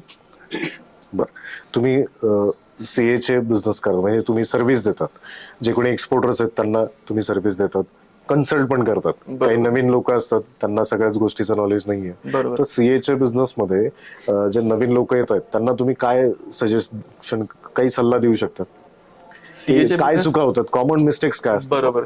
सीएचे बिझनेस, आता सीएचा full form I don't know, कदाचित सगळ्यांना माहिती नाही, कस्टम हाऊस एजंट त्याला म्हणतात. जे पूर्ण कंटेनरचं ऑपरेशन जे बघतात पूर्ण सगळं, त्याला सीएचे म्हणतात, म्हणजे कस्टमचं काम. त्यात पण 3 पार्ट्स असतात, तुम्हाला सरांनी सांगितलं बरं, माहिती असेल तुम्हाला सगळं. एक फ्रेट फॉरवर्डर असतो, एक ट्रान्सपोर्टर असतो आणि एक कस्टम एजंट असतो, बरोबर. आता ह्या बिझनेसमध्ये नवीन जे लोक येत आहेत बऱ्यापैकी, तर ते काय होतं की कोणाचा भरोसा काम करायचं स्वतःने. म्हणजे माझ्याकडे लायसन नाही, मी काय करेल, तुमच्याकडे येईल, माझ्याकडे कंटेनर करून द्या. तुम्ही मला 5,000 सांगितले, मी पुढे 5.5 सांगेल. म्हणजे पहिले त्यांना पण तुम्ही नॉलेज आहे, म्हणजे तुम्ही स्वतः करून बघा पहिले. आता मी स्वतः एक्सपोर्ट पण करतो, मी इम्पोर्ट पण करतो, तिकडे पण बसलोय, मला एक्सपोर्टरचा पेन माहिती काय, बरोबर, इम्पोर्टरचा पेन मला माहिती काय, त्याला काय त्रास होतो ते मला माहिती, इथे एक्सपोर्टरला काय त्रास होतो ते मला माहिती, माल पाठवताना काय त्रास होतो हे मला माहिती आहे सगळं. म्हणून आम्ही सगळं स्वतःच करून बसलोय, की असं नाही की हवेत बोलायचं की हा बाबा मी काही करतच नाहीये आणि फक्त सांगायचं लोकांना की हे करा ते करा असं करा तसं करा. पहिले मला तर करून बघू ते काय, मला तिथलं पेन काय, तिथे लूप होल्स काय मला तर माहित पाहिजे, मगच लोकांना सांगेल ना मी. आणि जे नवीन लोक येतात ते काय होतं की ओव्हर कमिटमेंट, की हो जाएगा कर देंगे, जेव्हा कंटाळा अडकतो मग त्या सर क्या करेंगे, कंटाळा अटक गया है, म्हणजे असे पण आहेत. बरोबर. त्यानंतर लॅक ऑफ नॉलेज. तुम्ही पहिले नॉलेज घ्या प्रत्येक कुठल्याही गोष्टीचं, की पूर्ण. आता आम्ही ग्राउंड लेवल पासून काम केलंय, पूर्ण कंटेनर लोडिंग पासून काम बघितलेलं आहे मी, सो लोडिंग केले आम्ही कंटेनर, नाही लेबरचं आम्ही लोडिंग करतो, काय फरक पडतो त्या गोष्टीला. त्यामुळे एक एक गोष्ट माहिती. आता नवीन लोक जे आले कोणाच्या भरोशावर. आता आमच्याकडे किती फ्रेट फॉरवर्डर आहेत जे आमच्या राईसवर काम करतात, मग ही बुकिंग तिकडून घ्यायची, तुमची बुकिंग आली, मला एक ओमासाठी बुकिंग पाहिजे, ते मला येतील काय रेट, मी सांगेल हा ऑल इन इन्क्लुसिव्ह म्हणला किती 1000, ते पुढे 10,000 ऍड करून पुढे सेल करतील असं. जसं मी तुम्हाला आपल्या ट्रेडिंगच्या दरम्यान सांगतो की कंटेनर जो तुम्ही फ्रेट जे बुक करणार आहेत त्या फ्रेटचं जे तुम्हाला कोटेशन दिलं जातंय त्या फॉरवर्डर थ्रू, तो फॉरवर्डर एक एजंट आहे, बरोबर, तो शिपिंग लाईनचा कंटेनर घेऊन परत पुढे सेल करतो, म्हणजे तो त्याचं मार्जिन ऍड करतो त्याच्यात. तर तो मार्जिन किती ठेवायचं आहे प्रत्येकाच्या बुक जेवढी आहे त्याच्यानुसार वेगळं असेल. कोणी $50 पण देऊन टाकतं, कोणी 100 देतं, कोणी 200 पण देतं. समोर ज्याला जर ऍक्सेप्ट होत असेल तर काय हरकत आहे. म्हणजे तो आता $100-200 हिशोब करा तुम्ही, 15,000 ते 20,000 रुपये जर तुमचं इथेच लॉस झालेला आहे तर तुम्ही समोर कोटेशन देताना त्याला ऍक्सेप्ट कसं होईल बरं ते. आणि तुम्ही म्हणता की मी कोटेशन देतोय, सगळं करतोय, मी इथे प्रॉफिट पण ठेवत नाहीये, पण तरी मला ऑर्डर का मिळत नाहीये, या अडचणी बरेच लोक सांगतात मला. तर त्याचं कारण तुम्ही इथे शोधलं पाहिजे. एक तर प्रोडक्ट सोर्सिंग तुम्ही किती रेटमध्ये करताय, योग्य रेटमध्ये झाली का, तो रेट कम्पेअर करा मार्केटमध्ये काय मिळतोय, सगळ्यात लोएस्ट कुठला आहे चांगल्या क्वालिटीचा. त्याच्यानंतर फ्रेट कुठला पाहिजे, कारण तो मेजर खर्च आहे तुमचा. कारण आज दुबईचं फ्रेट म्हटलं तर तुमचं साधारणतः ऑल इन्क्लुसिव्ह तुमचं 1.5 लाख ते 170 पर्यंत असं फ्रेट चालतं, ते व्हॅरी होते थोडं. तर ते या गोष्टी तुम्ही ऑब्झर्व केल्या पाहिजे की कुठे आपला लॉस होतोय, मग तुमचा प्रॉफिटेबल बिझनेस होईल. नाहीतर भाव टू भाव चाललाय, तुम्ही पण इथे प्रॉफिट घेतला नाही, कुठे तो की तुम्हाला घेऊ देत नाही, कारण त्याला ऑलरेडी कांदा कितीला मिळतोय माहिती आहे. तर या गोष्टी सगळ्यांना फेस करतात, आम्ही केल्यात त्या चुका. तर त्यामुळे तुम्हाला आजच सांगतोय की तुम्ही प्रोडक्ट चूज करताय तर तुमच्या त्याच्यातला एक्सपर्टाईज हा पाहिजे, म्हणजे पाहिजे. तुम्हाला ते पूर्ण महाराष्ट्र भारतात स्वस्तात स्वस्त कुठे मिळू शकतं आणि चांगली क्वालिटी कुठे मिळते, बरोबर. मी युजली आम्ही नॉर्थच्या लोकांचं बघितलं, म्हणजे एक्सपिरियन्स माझा आतापर्यंतचा, की ते लोक स्वतः येतात कुठे पण. असं नाही आपल्याकडे लोक असे फोनवर हा ठीक आहे कंटेनर पॅकिंग चालू करतो, ते आता मी जर सीएचे त्याला बिझनेस हँडल करतो त्याचा, तो स्वतः तिकडून फ्लाईट पकडून इथे भेटायला, फक्त भेटेल पहिले सगळं काय ऑफिस वगैरे बघेल, बसेल सगळं, मग काम चालू करतो. म्हणजे तसे आपले लोक थोडे आळशी काइंड ऑफ आहे की नाही ठीक आहे करतोय ना, ठीक आहे माहिती मला करा. तर ते लोक स्वतः येतात तिकडे पण दुबईला पण, तिकडे पण सगळीकडे. नॉर्थ साईडचे लोक स्वतः येतील, पहिले काम चालू नाही करत, पहिले पैसे लागतील फिरण्यात. आणि अजून एक गोष्ट आहे, आता जस्ट निघाले सांगतो, की बाहेर कडे जाण्यापेक्षा आहे ना त्याला इन्व्हाइट करा, ऑलवेज नेहमी त्याला इन्व्हाइट करा. तो जर इथे आला ना समोर तुमच्या, तो तुम्हाला 100% ऍडव्हान्स देईल, 100% ऍडव्हान्स देईल, म्हणजे देईल तो तुम्हाला, तर तो इथे आला तर. कारण त्याला तुम्ही सेटअप दाखवा तुमचा नसू द्या, कोणत्या कांदा शेवटा घेऊन जा, हे मेरा आहे, थोडी तुमचा 7-12 बघणार होता आपल्याला असं. म्हणजे हे झालं हे लॉजिक त्याला करा. कोल्ड स्टोरेजला घेऊन जा, ये मेरा है, ये रेंट पे लिया चलाने के लिए, इधर पॅकिंग करते हम सब, कोणाची पॅकिंग चालू दाखवा, मेरा पॅकिंग चल रहा है. म्हणजे स्ट्रॅटेजी त्याला तुम्ही असं दाखवा, त्याला कॉन्फिडन्स आला ना, तो तुम्हाला 100% ऍडव्हान्स देईल पहिलेच, ये लो. आता आम्ही जसं गल्फ फूडला गेलो होतो, जस्ट एक सांगतो अजून एक्सपिरियन्स. गल्फ फूडला गेलो, आम्हाला ते सोमालियाचा एक बाहेर भेटला. जस्ट आम्ही बसलो कॉफी प्यायला, बाजूला बोलणं आलं वगैरे, कुठून काय बोलणं आलं. तो बोलतो की मला कंटेंट लागतं अनियनचे, तर सांगितलं आमचं अनियनचं काय फोटो व्हिडिओ लगेच दाखवलं त्याला. तर बोलतो ठीक आहे मला अनियन पाहिजे 15 कंटेनरचं. बोलतो ठीक आहे पाठवतो. तो बोलतो तू सोमालिया, तुला तिकीट पाठवतो मी, तू सोमालिया इकडे विजा वगैरे देतो. त्याच्या वडील तिथे काहीतरी फॉरेक्स मिनिस्टर काहीतरी होते तिथे. तो बोलला मी तिकीट वगैरे देतो. नंतर बोलणं बराच महिनाभर चालला, म्हणजे रेट कोट केला वगैरे. नंतर तो बोलतो की पाठव 50% तुला पहिले देतो, 50% पोचला का लगेच घेऊन टाक असं. म्हणजे एवढी परिस्थिती घेण्यापेक्षा त्याला बोललो एक काम कर, तुला मी तिकीट देतो, मी विजा देतो, तू इकडे ये. त्याला इथे बोलवलं, त्याला आम्ही 20 दिवस ठेवलं इथे हॉटेलमध्ये. किती खर्च आला त्याचा, यायचा ₹1,00,000 खर्च, विजा सगळं तिकीट वगैरे, आणि त्याचा इथला हॉटेलचा ₹50,000 खर्च, ₹1.5 लाख खर्च केला त्याच्यावर आम्ही. त्याच्याकडून 15 आम्ही 32 कंटेनर केले, आणि सगळे 100% ऍडव्हान्सवर. तो तिकडून पैसे मागवायचा बरोबर ओनियनसाठी, पैसे मागवले, विड्रॉ करायचो आम्ही, त्याला एक खुर्ची दिली, शेडवर बसवलं ओनियनची इथे बस, तुला जो कांदा पाहिजे तो टाक, जो नाही पाहिजे लेबरला सांग बाहेर काढ, तू दिवसभर बसून राहायचं ते खुर्चीवर. म्हणजे असं पण करता येतं, त्यांना इकडे इन्व्हाइट करा उलट, आपण तिकडे जाण्यापेक्षा. आपण तर जाच, पण त्यांना इन्व्हाइट करा. बरोबर आहे. समोरच्यालाही तेवढंच, आपण जसं डाऊट येतो की सरांचा प्रश्न होता की जेन्युइन बायर्स कसे शोधायचे, समोरचा तोच विचार करतो हा जेन्युइन आहे का, याला कळतंय का त्या प्रॉडक्ट बद्दल, हाही रिव्हर्स क्वेश्चन येणारच आहे. कारण आपण सगळे ट्रेनिंग मध्ये तेच शिकलो की आपण ऍडव्हान्स पेमेंटवरच बिझनेस केला पाहिजे, त्यात तुमची सेफ्टी जास्त आहे, किंवा LC वर केला पाहिजे क्रेडिट देता असताल तर. पण मग जर समोरच्याला तुमच्यावर ट्रस्टच नाही येते, याचा अर्थ काय झालं सर, त्याला असं इन शॉर्ट असं सांगताय की तुमचं काम दाखवा त्याला, है ना. मी तुम्हाला तेच सांगतो की तुम्ही वेबसाईट बनवताय, युट्यूबवर व्हिडिओज टाकतायत, किंवा तुम्ही लिंक्डइन वरती टाकताय जिथे प्रोफेशनल मार्केटिंग तुमची होऊ शकते. बायर्सला सांगा आमचे हे पेज बघा, याच्यावर सगळं जे काही कंटेनर्स आम्ही पाठवतोय त्याचे सगळे व्हिडिओज टाकलेले आहेत, त्याच्यात तुम्ही दिसले पाहिजे, कारण तुम्ही बोलताय त्याच्याशी, व्हिडिओ कॉल करतात त्यावेळेस ते दिसलं पाहिजे, तर ते कनेक्ट होतं. म्हणजे हा ऍक्च्युअली काम करतोय, म्हणजे याला ऑर्डर दिली तर हा व्यवस्थित माल देईल. याच्यात असं मार्केटिंग करायला बिलकुल आदच नाही, असंच आहे, हा मार्केटिंगचाच गेम आहे. जो दिखता वही बिकता वाला सीन आहे हा. यात तुम्ही सांगा की माझा कंटेंट चाललाय तिथे, माझा ओन कंटेंट, जेव्हा तुम्ही एक कंटेंट कराल ना, तेव्हा तो 100 बनवा त्याला, त्याला दाखवा तुम्ही. जोपर्यंत दाखवणार नाही तोपर्यंत त्यांना समजणार नाही तुमचं काम आहे. तुमचं नॉलेज तुम्हाला भरपूर आहे, तुम्ही दाखवाल कसं त्याला, कधी पाहिजे दाखवायला. एक तर बोलून दाखवा नॉलेज, किंवा काय ते फोटो व्हिडिओ दाखवाल की बाबा हे माझं असं, आणि बोलून दाखवायला तर इनिशियल स्टेजला तुमच्याकडे सध्या नाही समजा नॉलेज, तुम्ही आता नॉलेज घेतलंय, पण प्रॅक्टिकल नॉलेज तुम्हाला थोडा टाइम लागेल. मग तुम्हाला ते बोलून दाखवण्यात नाही दाखवू शकत, तुम्ही फोटो व्हिडिओ दाखवू शकता नॉलेज त्याला असं. आणि फोटो म्हणजे कसं की आता कोविडच्या दरम्यान आम्ही असं केलं होतं की ज्यावेळेस मास्कची डिमांड आली होती, म्हणजे आपण ऍज अ ट्रेडर म्हणून ना की लोकल बिझनेस कमी, आपला एक्सपोर्टचा बिझनेस जो करतोय तो कमी झालाय, तर आपण दुसऱ्या बिझनेसकडे ज्याची डिमांड आहे त्याकडे वळतो. गरज म्हणजे ठीक आहे, तो पिरियड किती दिवसाचा होता माहित नव्हता, पण माझा एक मित्र मास्क मॅन्युफॅक्चर करत होता, मग आम्ही ते सेल करायला लागलो होतो. मग त्यावेळेस समोरचा डाऊट घ्यायचा की कारण सध्या डिमांड खूप जास्त आहे, तर फेक लोक पण भरपूर आले असतील, तर त्याला समोरच्याला वाटायचं की हा काहीतरी फेक दिसतोय, फोटो पाठवतोय, व्हिडिओ कॉल केला, त्याला आम्ही मशीन दाखवायचो, मॅन्युफॅक्चर होतंय ते दाखवायचो, आणि तो व्हिडिओ कॉल पण असा की ज्याच्यात मी दिसतोय आणि मशीन दिसतंय, मग त्याच्यात मास्कची क्वालिटी दाखवायचो, तो कट करून त्याच्यात 3 प्लाय आहे ते दाखवायचो. त्याच्यानंतर अजून जर फोटो पाठवायचा असेल व्हॉट्सअपवरती फॉरवर्ड असेल, तर फोटोमध्ये आम्ही पेपरवरती पेनाने लिहून की आजची डेट ही आणि हा टाइम, आणि खाली सिग्नेचर करायचो, आणि तो पेपर असा हातात घ्यायचो, तो हलवायचा जेणेकरून तो जेन्युइन आहे, आर्टिफिशियल व्हिडिओ नाहीये, असं करून त्या बाहेरपर्यंत. कारण शेवटी इंटरनॅशनल आहे ना, तुम्हाला त्या बाहेरला कन्व्हिन्स करायचं आहे कसंही करून. तुम्ही जर 1,00,000-1.5 लाख खर्च करून तिकडे जाणं आणि येणं हे जर तुम्हाला शक्य होत नसेल, तर तुम्ही ऍटलीस्ट हे तरी केलं तर बाहेरला कनेक्ट करता आलं पाहिजे. ठीक आहे, अजून काही questions? Engineering goods engineering goods मध्ये पण करता येईल, पण मग त्याला तुम्हाला आपल्याला डिमांड जनरेट करावं लागेल. समजा एखाद्या प्लांटचा काहीतरी मॅन्युफॅक्चरिंग होतंय, आता तुमचा मग तो फॅमिली बिझनेस पाहिजे बेसिकली, की तुम्ही ऑलरेडी त्या बायर्सवर टच मध्ये आहात काहीतरी, मग तो काहीतरी नवीन डिमांड जनरेट करतोय, तुम्ही तेव्हा त्याला बनवून देऊ शकतात ते प्रोडक्ट. त्याला काहीतरी मॉल्ट पाहिजे, एखादा काहीतरी शेपचं काहीतरी पाहिजे इक्विपमेंट, तेव्हा देऊ शकतो तुम्ही त्याला. आहे बिझनेस बघा, आज आईसी आता नवीन सर्व्हिस आईसी मिळते माहिती नाही, आता सर्व्हिस आईसी म्हणजे ते पण तुम्ही सर्व्हिस पण सेल करू शकतात.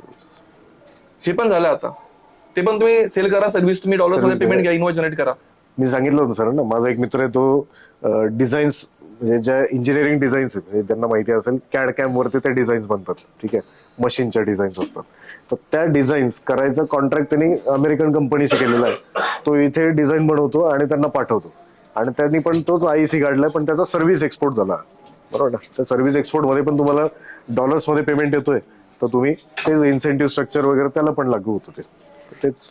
आणि इंजिनिअरिंग गुड्स तुम्ही जर करायचं म्हणताय ना, बघा आता कुठली पण गोष्ट एक मी तर म्हणजे माझं मी पर्सनल ओपिनियन सांगतो की तुम्ही कुठली गोष्ट बाहेर करण्याच्या पहिले तुम्ही इथे सेल करा पहिले इंडियात. आपण इंडियात सेल करू शकतो का कुठली गोष्ट? समजा लोक डायरेक्ट कॉन्टॅक्ट, आता आमचे किती लोक आहेत डायरेक्ट की जर आपण तिथे मॉलला पाठवू ना माल, तर ना म्हणतं काय प्रोडक्ट आहे, बोले माझ्याकडे ते गुळाची पावडर आहे, जागरी पावडर, बरोबर. बोला आपण एक काम करू, पहिले इथे मेट्रो मॉल नाशिकचा ना, तुम्ही इथे विकून दाखवा मला ते पहिले मेट्रो मॉलला, मग आपण तिकडे पण कॉन्टॅक्ट करू डेफिनेटली. इथे पहिले ठेवलं ना, इथे जर इथे डिस्प्लेचं प्रोडक्ट लावू शकता तुम्ही मग तिथे आपण आरामशी ठेवू शकतो. म्हणजे आपली भाषा मराठी, आपले लोक सगळे इथे सगळं असून आपण ते नाही करू शकत. तुम्हाला सेल्स येतोय का, मार्केटिंग येतोय? एक्झॅक्टली, डायरेक्ट तिकडे कसं टच करणार आपण त्यांना, ते पण एक लॉजिक. म्हणजे डायरेक्ट एवढं वरच्या लेवलला विचार बेसिक नाही गेलो ना आपण, तर कधी पण डेफिनेटली सक्सेस भेटतो. ही गोष्ट आहे. डायरेक्ट म्हणजे आपण असं म्हणू शकत नाही की मी डायरेक्ट नूडलला सप्लाय करेल, मी डायरेक्ट कॅरी फूडला सप्लाय करतो, मोठ्या मॉलला सप्लाय करतो, पण ते नाही शक्य होत. खरंच ऑनेस्ट नाही शक्य होत. मग ते कुठले प्रोडक्ट असू द्या. तर इव्हन प्रोसेस प्रोडक्ट्सचं कसं म्हणतो? प्रोसेस प्रोडक्ट प्रोसेस फूडला पण आहे डिमांड. आता लोणचं आहे, जातच आहे, लोणचं पण इथून चांगलं जात आहे. स्पायसेस आहे, प्रोसेस फूडला पण बघा डिमांड सगळ्याच प्रोडक्टला आहे. पण तुमचं स्पेशलायझेशन काय याच्यावर डिपेंड करतं. अगेन तुम्ही त्यात किती मास्टर आहे, कारण तुम्हाला समोरचा कन्व्हिन्स विकायचं, त्याला कन्व्हिन्स करायचं की हे प्रोडक्ट मध्ये भाई माझ्याकडे हे ते सगळ्या गोष्टी आहेत, तुम्हाला हे त्याला कन्व्हिन्स करायचं आहे. मग तुम्ही स्पेशलाइज असेल ना तर डेफिनेटली काही एक्सपोर्ट करू शकतो आपण, काहीही. एक आमच्याकडे आता 2 दिवसापूर्वीच आले होते, तो कोण होतं पुरणपोळी हा, तर ते पुरण बनवतात खाली, त्यांचं डिहायड्रेटेड आहे बरोबर, आणि पावडर फॉर्म मध्ये त्यांनी ते पुरण केलेलं आहे. आता पावडर फॉर्म मध्ये केल्यामुळे काय झालं, त्याची शेल्फ लाईफ पण आली, त्याला प्रॉपर पॅकेजिंग करतायत. आता त्यांना ते एक्सपोर्ट मध्ये उतरवायचं आहे. आता हे प्रोडक्ट परफेक्ट झालं एक्सपोर्टसाठी, पण आता याच्यात क्वेश्चन असं आहे की हे एक्सपोर्ट मार्केटमध्ये उतरवायचंय मला, म्हणजे मी कुठल्या देशात विकू, हा इथपासून प्रश्न त्यांचा पडतोय बरोबर. आता पुरणपोळी कोण खातं? भारतात पण मोस्टली महाराष्ट्रीयन लोक खातात. थोडासा मी आता लॉजिकल तुम्हाला कनेक्ट करत चालतो की महाराष्ट्रीयन लोक खातात. महाराष्ट्रातून बरेच लोक बाहेर देशात शिकायला गेलेले आहेत किंवा काही सेटल झालेले आहेत. असे लोक कुठे जास्त गेलेले आहेत त्याचा रिसर्च करा. कॅनडा, US, UK हे 3 देश सगळ्यात जास्त बरोबर. त्या देशांमध्ये तुम्हाला पुरणपोळी, ठीक आहे आपण पुरणपोळी घरात केली तर रोज नाही बनवत, सण असेल त्यावेळेस बनवतो, सण असेल त्यावेळेस बनवली तरी किती खातो, त्यामुळे क्वांटिटी ऑफ सेल तुमचा किती होणार आहे तो लिमिटेड पिरियड साठी होईल. किंवा एकदम खूप मला आज खावीशी वाटते तर मला ती बनवून खायची तर माझ्याकडे सगळे ते पाहिजे, तर फॉरेन मध्ये जो जिथे ज्या कंट्रीमध्ये असेल तिथे ते काही सगळं अवेलेबल होणार नाही. त्याला जे काही मटेरियल लागते बनवायला पुरणपोळीसाठी, तर यांच्याकडे ते सोल्युशन आहे की तुम्हाला कधी वाटलं पुरणपोळी खायची तर तुमच्याकडे पीठ तर असेलच, पीठ असेल तर यांचं ते ड्राय पुरण घ्यायचं, त्याच्यात पाणी मिक्स केलं की ते त्याच्यात स्टफिंग करायचं आणि पोळी बनवायची, सेम तुम्हाला ती टेस्ट येणार आहे बरोबर. आता हे प्रोडक्टची शेल्फ लाईफ 6 महिने 9 महिने, 9 महिने म्हणजे काहीच अडचण नाहीये. एकदा घेऊन ठेवलं 9 महिन्यापर्यंत त्याला काही अडचण नाही, त्याच्या आत आपण बनवून खाऊ शकतो. आता हे परफेक्ट एक्सपोर्टसाठी. मग आता याची विक्री कशी करणार आपण, बाहेर कसं सर्च करायचं, तर मराठी लोक आहेत. मग मराठी लोक या कंट्रीमध्ये हे माहिती आहे, मग यांना जर कमी क्वांटिटीमध्ये लागतंय, हे याची ऑर्डर काही कंटेनर साईज मध्ये नाही येणार आहे, तर याला ई-कॉमर्स मध्ये टाकणं सगळ्यात बेस्ट ऑप्शन आहे याच्यात. म्हणजे एक्झिस्टिंग वेबसाईट आहेत ई-कॉमर्स मध्ये ज्या B2B करतायत इंटरनॅशनल मध्ये, जसं Amazon.com, Alibaba वगैरे अजून बऱ्याच सापडतील. आणि त्या कंट्रीत पण असतील, जसं आपल्याकडे फ्लिपकार्ट आहे ना, फ्लिपकार्ट आणि Amazon.in आहे, तर या 2 वेबसाईट जोरात चालतात. किंवा त्यांनी पर्सनल वेबसाईट बनवली, ती पण त्यांना डिजिटल मार्केटिंग करून तिथे प्रमोट करू शकतात ते, आणि त्यांना ऑनलाईन ऑर्डर्स येतील. शिपिंगच्या सगळ्या सोयी आपल्याकडे आहेत. DHL थ्रू तुम्ही पाठवा किंवा इंडिया पोस्ट थ्रू तुम्ही पाठवा. तर प्रोसेस फूडचा जो क्वेश्चन होता, म्हणजे त्याच्यात लोणचं जरी, लोणच्याचे किती लागते, आपण 1 बरणी बनवतो वर्षाला, तेवढीच आपण वर्षभर चालते. जर एवढ्या क्वांटिटीसाठी 2 किलो जर लागणार असेल तर 2 किलो तर कुरिअरने पाठवा ना. आणि त्याच्यात चांगला प्रॉफिट आहे उलट. म्हणजे तुम्ही जेव्हा कंटेनर साईज मध्ये करता ना, तर तुमचं पर्सेंटेज ऑफ मार्जिन 3%, 5% याच्यावर येऊन थांबतो. आणि जेव्हा तुम्ही हे करतात त्यावेळेस तो 200%, 300%वर जातो. ह्यूज डिफरन्स आहे, ऑलमोस्ट 3 टाइम्स तुम्हाला प्रॉफिट काढता येतो त्याच्यामध्ये. त्याच्यात खूप मोठा मेजर डिफरन्स. फक्त एक चांगल्या प्रकारची वेबसाईट बनवायची आणि त्याच्यावरून तुम्हाला ऑर्डर्स रिसिव्ह करता आले पाहिजे. पेमेंट गेटवे इंटरनॅशनल ठेवता येतो, पेपाल वगैरे बऱ्याच सर्व्हिस आहेत, त्यांच्या थ्रू पेमेंट रिसिव्ह होईल. आणि कुरिअर करायचं असेल तुम्ही इंडिया पोस्ट वापरा. इंडिया पोस्टची सर्व्हिस आता खूप चांगली झालेली आहे. आता बरेच लोक याच्यातले त्या दिवशी सेमिनारला आलेले होते इंडिया पोस्टच्या, तर त्यांनी खूप स्वस्त पण दिलेलं आहे आणि प्रॉम्प्ट डिलिव्हरी आहे. आपल्याला एकच अडचण होती की पोस्टाने पाठवलं पाहिजे, कधी पोहोचेल माहित नाही, तर याचं ट्रॅकिंग ID वगैरे सगळं काही जनरेट होतं आणि कमी कॉस्टमध्ये ते डिलिव्हर होऊ शकतं. तर या बिझनेसचाही तुम्ही विचार करा ज्या लोकांकडे कमी इन्व्हेस्टमेंट आहे किंवा इन्व्हेस्टमेंटच नाही आहे, तर असे प्रोडक्ट शोधा की जे लोकल बिझनेस करतायत, त्याच्यात तुमच्याकडे विजन आहे की याला आपण एक्सपोर्ट करू शकतो. तो लोकल बिझनेस करतोय ना, त्याला करू दे लोकल बिझनेस. त्याला मॅडम मी तुला ऑर्डर देत जाईल, मला तू फक्त सप्लाय कर, पॅकेजिंग तुमच्या ब्रँड नेम नुसार, आणि मग त्याला तुमच्या वेबसाईट थ्रू किंवा online B2B website through sell करा. म्हणजे हा सध्याचा खूप चांगला ट्रेंडिंग आहे. म्हणजे किती लोक इंस्टाग्राम वापरतात, रील्स बघतात बरोबर, त्या रील्स मध्ये कितीतरी स्पॉन्सर्ड ऍड येतात, छोटे छोटे प्रोडक्ट लोक दाखवतात, परफ्यूम दाखवतील, कोण सोपची ऍड येते, मध्येच आता हिवाळा लागला तर शॅम्पूची ऍड यायला लागली, डॅन्ड्रफ होईल लोकांना. तर असे सिजनल प्रोडक्ट घेऊन लोक उतरत आहेत आणि फक्त एक छानपैकी रील बनवली, काय खर्च येत असेल त्या रीलला, आपल्याला बनवता येते ना, एडिटिंग करता येते, ते रील बनवा, स्पॉन्सर्ड लावा. डिजिटल मार्केटिंगसाठी 5-7 हजार खर्च केले की एजन्सी तुम्हाला एकदम बेस्ट काम करून देईल. हा सगळ्यात सोपा उपाय आहे. सध्या लोक ऑनलाईन खूप जास्त अवेलेबल आहे. तुमचं स्वतःच बघणार स्क्रीन टाइम किती आपला 4-5 तास तर आपण रोज मोबाईल कडे बघत असतो. तर हा बिझनेस तुम्हाला खूप कमी वेळात खूप वर घेऊन जाईल. आणि नंतर तुम्ही कस्टमर्स मिळायला लागले त्यांच्याशी डिस्कस करा की अजून काही देऊ का तुला, तिथे काय रिक्वायरमेंट आहे, तिथलं एन्व्हायरमेंट समजून घ्या, लाईफस्टाईल समजून घ्या. तर असं बिझनेस वाढू शकतो. म्हणजे गरजेचं नाही की आपण कंटेनर साईज मध्येच गेलं पाहिजे. हे सगळं जे आपण बोलतोय ह्या सगळ्या याच्यामध्ये तुम्हाला भरपूरसे कॉम्प्लिकेशन्स वाटत असतील की आपल्याला जमेल की नाही, बरोबर आहे. कारण प्रत्येक ठिकाणी आपल्याला तो एक्सपिरियन्स पाहिजे असेल. तर एक्सपिरियन्स तुम्हाला असा स्टेप बाय स्टेप घेत एवढे वर्ष दिल्यानंतर येण्यापेक्षा तुम्ही हा बिझनेस आजही सुरू करू शकता. आणि यात अजून एक प्लस पॉईंट असा आहे ना की तुम्ही स्मॉल स्किलने जरी चालू केलं ना तर काही गोष्टी थोड्याफार फक्त जे आपण डेली लाईफ मध्ये करतोय ना त्याच इम्प्लिमेंट करायचे आहे. आता पॅकेजिंग आहे. पॅकेजिंग तुम्ही जर इथून तुम्हाला तुमचं पुरणपोळी यांना समजा सेल करायची, एक एक्झाम्पल पुरणपोळीचं घेऊ पुन्हा, की सेल करायची. पुरणपोळी खाणारे लोक कोण आहे, जास्त मराठी क्लास, बरोबर. त्याची जेव्हा पॅकेजिंग तुम्ही कराल ना ते मराठीत करा एक साईड, बरोबर. तो जेव्हा तो फील येतो ना मार्केटात गेल्यावर तिथे घ्यायचा, समजा की एक मराठीत पण लिहिलंय, मग ते प्रोडक्ट कसे असो पॅकेजिंग पण खूप मॅटर करते. 90% पॅकेजिंग मॅटर करते प्रोडक्ट सेल होण्यासाठी. तुम्हाला सेल करायचं ना, आता गुजराती क्लास जास्त आहे समजा दुबईमध्ये, बरोबर. तिथे पॅकेजिंग आम्ही काय केलं, एक अरबी पॅकिंग करायचो आणि एक गुजराती टाकायची. सरळ सगळे बेंगॉली आहे, बांगलादेशी. अनियनचे पॅकिंग 4 टाईपचे लेबल लावतो आम्ही त्याला, बेंगॉली पण लेबल लावतो. त्याला बेंगॉली बघून तो लगेच घेतो पटकन. म्हणजे या स्ट्रॅटेजी पण इम्प्लिमेंट करावं लागतील. Basic strategy, marketing strategy. कुठली गोष्ट करायचं लागतं थोडं रिसर्च करून घ्यायचा. मार्केटिंग बद्दल करायचं मेन रिसर्च. मार्केटिंग कसं करायचं प्रोडक्टचं एकदम बेसिक आहे.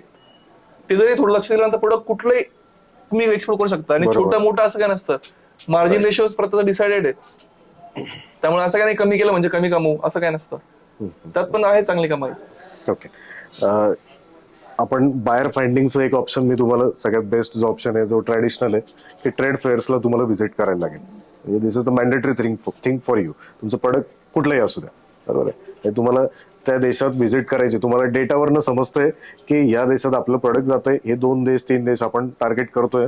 तिथे मार्केटिंग करा, ऑनलाईन असेल कशी पण असेल, कस्टमरशी बोलताय. पण जोपर्यंत तुम्ही तिथे जाणार नाही तोपर्यंत कस्टमर कनेक्ट होणार नाही. मग सगळ्यात बेस्ट ऑप्शन कुठला आहे की जिथे ट्रेड फेअर असेल, म्हणजे लोक स्वतःहून त्या ठिकाणी जमा होणार आहेत. तिथे जाऊन जर तुम्ही स्टॉल लावताय, जसं आता सर म्हटले की गल्फ फूडला गेले होते, तिथला एक्सपिरियन्स थोडा शेअर करा की तिथे तुम्हाला एक्सपेन्सेस, ठीक आहे एक्सपेन्सेस हायर आहेत, पण तुम्हाला तिथे बायर्स किती मिळाले, प्रत्यक्ष भेट किती लोकांची झाली तुमची. कुठल्या प्रकारचा इंटरनॅशनल ट्रेड फेअर असतो ना तिथे आवर्जून गेलं का पाहिजे, कारण बाहेर स्वतः अवेलेबल असतो इथे. कारण तो पण त्याच्या कंट्रीतून सोडून तिथे स्टॉल लावतोय म्हणजे स्वतः अवेलेबल असतो आणि तो टाइम काढून येतो. तेव्हा त्याला भरपूर टाइम असतो बोलायला तुमच्याशी. तो टाइम देतो, प्रोडक्ट समजून घेतो तुमचं किंवा त्याचं प्रोडक्ट समजून सांगतो आपल्याला. आणि तिथे गल्फ फूड आता असं दुबईमध्ये प्रत्येक वर्षी होतं, फेब मध्ये आता आहे पुन्हा. याला का जायचं, कारण तिथे सगळ्या कंट्रीतले लोक येतात, सगळ्या कंट्रीतले, आणि प्रत्येकाचे स्पेसिफिक प्रोडक्ट घेऊन येतात. त्याचा बॉक्स तिथे समजतं आपल्याला की पुढे फ्युचर ट्रेंडिंग काय येणार आहे. गल्फ फूड कुठल्या प्रकारच्या फूड एक्सपो मध्ये समजतं की ट्रेंडिंग काय होणार आहे पुढे. म्हणजे जे ट्रेंडिंग येणार असेल ना ते पहिले ते घेऊन येतात तिथे एक्सपो मध्ये. आता आम्ही जसं लास्ट इयर गेलो तर आम्हाला पॅकेजिंग इंडस्ट्रीमध्ये समजलं खूप ह्यूज डिमांड पॅकेजिंग इंडस्ट्रीला येणार आहे अजून 2-3 वर्षात, कारण त्यावर ते फोकस करतात पॅकेजिंग मध्ये अजून पण. जसं मी बोललो की पॅकेजिंगला तुम्ही चांगला फोकस केला ना तर मध्ये प्रोडक्ट नंतर बघतात, पहिले पॅकेजिंग बघतो कोणी पण. पॅकेजिंग स्टँडर्डच दिसली बाहेरनं, त्याचं पॅकिंग चांगली आहेत. आणि असे पण पॅकेजिंगचे आलेत आता ज्याच्याने शेल्फ लाईफ वाढेल. म्हणजे जे आपण ज्युसेस वगैरे घेतो टेट्रा पॅक असतं, टेट्रा पॅक युएसचं पेटंट आहे, ते आपण कॉपी नाही करता येणार, ते बनवता येईल. पण मग असे ज्या पॅकेजिंग अजून इनोव्हेटिव्ह पॅकेजिंग येतात, टेट्रा पॅक तर खूप जुना झाला आता. तर आता नवीन नवीन गोष्टी येतात. आता आपल्याकडे ते सर नाही आले आज, त्यांचं ते लिफी व्हेजिटेबल्स म्हणजे मेथी पालक वगैरे ह्या ज्या हायली पेरिशेबल आहेत, 1-2 दिवसात ते लगेच ते शिळं दिसायला लागतं, बरोबर. तर त्याचं पॅकेजिंगचं त्यांच्याकडे ऑप्शन होतं. तर त्याच्यामध्ये काय होतं की कुठल्याही फ्रूटला किंवा व्हेजिटेबलला जर ऑक्सिजनचा कॉन्टॅक्ट आला तर जर्म्स ग्रो होणार आहेत आणि ते प्रोडक्ट खराब करतात ते लवकर, बरोबर. म्हणून आपण फ्रीजमध्ये ठेवतो जेणेकरून त्याला हीट नाही लागणार आणि ते जर्म्स ग्रो नाही होणार, बॅक्टेरिया ग्रो नाही होणार, मग ते प्रोडक्ट टिकतं, बरोबर. पण ते पण एक सर्टन पिरियड पर्यंत. जर तुम्ही अशा त्या पॅकेजिंग मध्ये जर केली, त्याच्यामध्ये ऑक्सिजन ते काढून घेतात आणि नायट्रोजन टाकतात. त्या बॅक्टेरियाला ऑक्सिजनच नाही मिळालं आणि ती हीट, ते टेम्परेचर नाही मिळालं, म्हणजे शेल्फ लाईफ अजून डबल झाली. तर असे इनोव्हेटिव्ह ऑप्शन्स तुम्हाला अवेलेबल होतात मार्केटमध्ये. तर थोडासा रिसर्च करायला चालू करा. जसं फिओच्या वेबसाईटला बघितलं आपण की लोकली पण जे होणार आहेत फेअर्स, ट्रेड फेअर्स, तिथे पण जाता येईल तुम्हाला. आणि असे भरपूरसे होतात, त्याच्यावर ऑब्झर्व करा. युपीला आहे, आय थिंक युपीला आहे आता चालू आहे 3-1 दिवसात. आपल्याच्या काय करायचं, ट्विटर आहे ना, ट्विटर सगळ्यात मस्त एक्स आलात नवीन, बरोबर. त्यावर तुम्ही ना सबस्क्राईब करून ठेवा. अपेडा असेल, डीजीएफटी असेल, ते तुम्हाला डेली समजतं इथे इंडियात कुठले, बाहेर सोडून इंडियात पण समजतं कुठे कुठे. बरोबर. ट्विटरला फक्त अपेडाच्या याला फक्त तुम्ही नोटिफिकेशन ऑन करून ठेवा. तर नवीन नवीन जेव्हा येतात ना तेव्हा समजतं कुठे होणार एक्सपो, काय होणार आहे. आणि एक्सपो एक स्पेशल काय माहिती का, प्रत्येक कंट्रीत काय डिमांड आहे हे तुम्हाला समजतं. डिमांड काय त्याच्याकडे काय अवेलेबल ते आपण नुसतं एक्सपोर्ट बोलतोय, आपण तिकडून काय आणू शकत नाही. ऍपल्स इंडियाचे एवढे चांगले ऍपल आहे बरोबर, त्याच्यावर बेटर क्वालिटी इराणची, मग फुजीची आहे बरोबर. मग ते ऍपल आपण काय इम्पोर्ट करतोय, लोक इंडियाचा ऍपल 60 रुपयाला खात नाही, मग तो ऍपल 110 रुपयाचा घेऊन खातो आपण का, कारण क्वालिटी स्पेशलिटी काहीतरी वेगळं आहे. म्हणजे इम्पोर्टला पण खूप ऑप्शन आहे, इम्पोर्ट पण तुम्ही खूप काही करू शकतात. आणि इंडियाला असं काहीच नाही, जुगाड आहे इंडिया, काही आपण खूप मागवलं काही बनवू शकतो आपण, काही पण. लोक मग ते सिंधू पुन्हा स्क्रॅप वगैरे ते करण्यापेक्षा आता आम्ही ऍपल पण इम्पोर्ट करतो, ऍपल इम्पोर्ट करतो, किवी इम्पोर्ट करतो, सगळं येतं ते पण. ओके. म्हणजे आहे ऑप्शन, बऱ्यापैकी ऑप्शन्स आहेत. कुठून दाखवतो? इराणवरून बंदर. ते बिलिंग क्लोज होत नाही, मागे पण भरपूर झाले, मागे import नाही, मग आमची दुबईला कंपनी आहे, बाहेर दुबई आणतो ना, ते नोटिफाय पाहिजे दुबई ठेवतो, पेमेंट दुबई थ्रू रूट करायचे सगळे. ऑलरेडी पेमेंट केलं सगळं. करता येतं ना, नाही हवाला नाही करायचं पेमेंट, मग ते कॅश पेमेंट आलं तर उपयोग काय, बिहारचे क्लोज नाही होणार नाही झालं माझं. मध्ये, म्हणून दुबईची कंपनी ठेवायचं मध्ये. दुबईची कंपनी ठेवली ना मध्ये, नोटिफाय पार्टी दुबई दाखवायची, सल्ला घ्यायचा असेल. थ्रू नोटिफाय येते असं. हा, म्हणजे तुमचं इराणचं पेमेंट दुबईला मागवायचं हा, आणि मग आता ऍपलचे पेमेंट देतो ना आम्ही, तिथे बार्टर मध्ये करतो आमच्या केस. आम्ही त्यांना बनाना देतो, 4 घंटे आले की एक ऍपल मागवतो इकडे आमच्याकडे सेलिंग त्यांच्याकडून बरोबर. म्हणजे पेमेंटचा इश्यू राहत नाही, मग आम्ही पीओ एक्सचेंज करतो Close फक्त. होत नाही, माझं पण तसंच आहे. हा ना, मग नाही आम्ही बार्टर करतो ना म्हणून. तर तुम्ही समजा तुमच्या केसमध्ये की तुम्ही फक्त ऍपल इम्पोर्ट केले किंवा तुम्ही बनाना एक्सपोर्ट केले तिथे बरोबर, तुम्हाला पेमेंट तिकडून आलंच नाही, कसं करू, तुम्ही हवाला मागून घेतलं पेमेंट सगळं कॅशमध्ये. माझं त्याला ऑप्शन असते की दुबईची कंपनी ठेवायची नोटिफाय मध्ये बरोबर, ते पेमेंट दुबईला मागवायचं सगळं, दुबईला तू डिपॉझिट त्या कंपनी तुमच्या कंपनी डिपॉझिट करायचं पेमेंट, झाले बिहारचे क्लोज. दुबईला कंपनी स्थापन करावं. स्थापन करा किंवा कोणाची असेल तर फक्त ठेवायची देतात बस तुम्हाला कंपनी BL वर, एवढंच करायचं आहे. नसं दुबईला कंपनी टाकायची म्हणजे ते वेगळे एक्सपेन्सेस, रिन्युअलला वेगळे एक्सपेन्सेस, त्याला खूप अवघड प्रोसेस आहे, सोपी आहे खूप, पण लगेच ओपन होते, एक्सपेन्सिव्ह आहे. नंतर खूप एक्सपेन्सिव्ह आहे, मेंटेनन्स हे ते खूप गोष्टी आहे. ते ओपन करायला सोपं वाटतं, खूप सोपं म्हणजे आहे. त्यावेळेस ते इझी आहे, इझी म्हणजे कमी पैशात पण होतं. बरेच लोक तुम्हाला एजंट्स आता इथे इंडियात पण आहेत, पण नंतर एक्सपेन्सेस इतके वाढत जातात, त्यांचे हे रजिस्ट्रेशन ते रजिस्ट्रेशन, जी कॉस्ट होती ती आता डबल झालेली आहे. असे एक्सपेन्सेस म्हणून तुमचा बिझनेसचा रेशो आणि ते प्रॉफिटेबल काही होत नाही, मॅच होत नाही. त्याला म्हणजे फ्रिक्वेन्सी जास्त पाहिजे बिझनेसची. मग त्यांचं असं बॉटल तुम्ही इम्पोर्ट करायला टाकलं ना, बॉटलच करा, मग तुम्ही त्यात हे झाड नाही करू शकत इम्पोर्ट, मोबाईल नाही करू शकत, त्याचं वेगळं लायसन घ्या परत, असं आहे त्यांची प्रोसेस. Specific product. हा, स्पेसिफिक खूप. जसं आपण आता बार्टर हा शब्द तुम्ही ऐकला, कोणाला माहिती बार्टर? म्हणजे एक प्रोडक्ट आपण दिलं, एक हातसे लो एक हातसे दो, म्हणजे पैसे नाही आले, वस्तूला वस्तू आलेली. मग इराण सोबत आपला सध्या तसाच ट्रेड चालू आहे. आपण इथून बनाना पाठवतो, त्यांच्याकडनं ऍपल्स घेतो बरोबर. कदाचित डॉलर्सच त्यांच्याकडे, डॉलर्सच नाहीये त्यांचा, पेमेंटच नाही करत कोणाला. हा याची close होते. हा, आम्ही तेच करतोय ना आता, चालू आहे ना. आता ड्रायफ्रूट शिपमेंट येते आता माझी इम्पोर्ट, ती बाय रोड येते अफगाणिस्तान, इराण, अफगाणिस्तान, आपली कराची, आणि मग आपल्याला वाघा बॉर्डरला येते. ड्रायफ्रूट पण इम्पोर्ट करतात, चालू आहे आता, शिपमेंट ऑन गोईंग आहे, या दिला आहे. ओके, म्हणजे ओरिजिन त्याचं अफगाणिस्तान आहे. हा, ओरिजिन त्याचं इराण आहे, इराण आपण त्याला अफगाणिस्तान दाखवतोय कारण अच्छा. ट्रेड अग्रीमेंट अफगाणिस्तानचा आपला, बरोबर. मग त्याला ड्युटी काय लागतच नाही, आणि तो जो बाय शिप आला त्याला मग ड्युटी आहे, फ्री ट्रेड अग्रीमेंट असं. म्हणजे या सगळ्या गोष्टी त्याच्यामध्ये. आणि ड्रायफ्रूटचं पण खूप मोठं मार्केट आहे आपल्या इथे, खूप मोठं ह्यूज मार्केट आहे. सो बदाम आपण इथे किती रुपये, 800 रुपये किलो खातो, तो 420 450 डिलिव्हरी होतोय. अरे वा, म्हणजे बट खूप मोठं मार्केट. आता मागवतो आम्ही एक ट्रायल शिपमेंट. अच्छा. ते अफगाणिस्तानचे बदाम असे एवढे मोठे असतात, 2-3 इंचाचा एक बदाम होतो. बार्टर मध्ये करू शकतो ना, फक्त पीओ एक्सचेंज करायचा ना आपल्याला, पीओपी एक्सचेंज करायचा आहे, होते वेअरचे क्लोज. कारण आपण मग त्याला पेमेंट देत नाही ना त्याच्यामुळे. आम्हाला इथे फरक येतो ना सर, बनानाची आपली कॉस्ट कमी होते, आपल्याला जास्त होते. हा, मग ते आपण मॅनेज करायचं. आता मला माहिती बनवण्याची माझे 4 घंट्याची कॉस्ट एक ऍपल घंटा बनतोय, मग मी त्याला पहिले ऍपलच्या घंट्याची व्हॅल्यू विचारतो. मग ते आता बायरचं ना आपलं अग्रीमेंट आहे, हा, ते आपण म्हणजे मार्केटच्या हिशोबाने बनवतो इनवॉइस आम्ही, ते आमच्या दोघांची म्युच्युअली बनवतो. तर 4 घंटे गेले बनवण्याचे माझे, 3 किंवा 4 घंटे त्याचा हिशोब आहे आमचा. त्याच्या मागे एक ऍपल मी घेतो त्याच्याकडून असं. बिल ऑफ एंट्रीचं फाईल होतं कारण माझ्याच नावाने बिल ऑफ एंट्री फाईल झाली, म्हणजे कस्टमर समजलाय नाही, माल मागवलाय आणि इकडे शिपिंग बिल फाईल झालं, म्हणजे एक्सपोर्ट गेलंय माझं, दोघं ते मॅच होतं बरोबर. फक्त व्हॅल्यू सेम पाहिजे, व्हॅल्यू थोडा डिफरन्स चालतो एक 7% पर्यंत बँकेत. मॅच करून घ्यावं लागेल. हा, ते करतात ना मग, तेवढं 7% पर्यंत ऍक्सेप्टेबल आहे. कुठे हा एक्सपोर्टचे बेनिफिट भेटतात ना डेफिनेटली. हो सगळं भेटतं, ड्रॉबॅक पण भेटतो. आणि एक्सपोर्टला एक असं आहे की आता परत मी पेरिशेबलला पुन्हा तोच एक मुद्दा आणतो का, की पेरिशेबलचा इश्यू असा आहे की इश्यू म्हणण्यापेक्षा प्लस पॉईंट असा आहे की इंडिया ही फार्मर्स कंट्री बरोबर आपण म्हणतो सगळ्यांना, तर मग त्याला प्रमोट करण्याकरता गव्हर्नमेंटने खूप सारे इन्सेंटिव्ह दिले की तुम्ही एक्सपोर्ट करा, आमच्याकडून तुम्ही इन्सेंटिव्ह घ्या. आता पेरिशेबलला 2% 5% पर्यंत 5%चा रोड टेप म्हणून स्कीम आहे ती भेटते. जीएसटी फुल्ली रिफंडेबल आहे, त्याला काय आपलं असं नाही की तुम्ही भरला आणि तुम्हाला परत नाही भेटणार किंवा सेटल करा असं नाहीये. जीएसटी फुल्ली रिफंडेबल आहे. गव्हर्नमेंट ड्रॉबॅक देतं 0.20% तुम्हाला परत.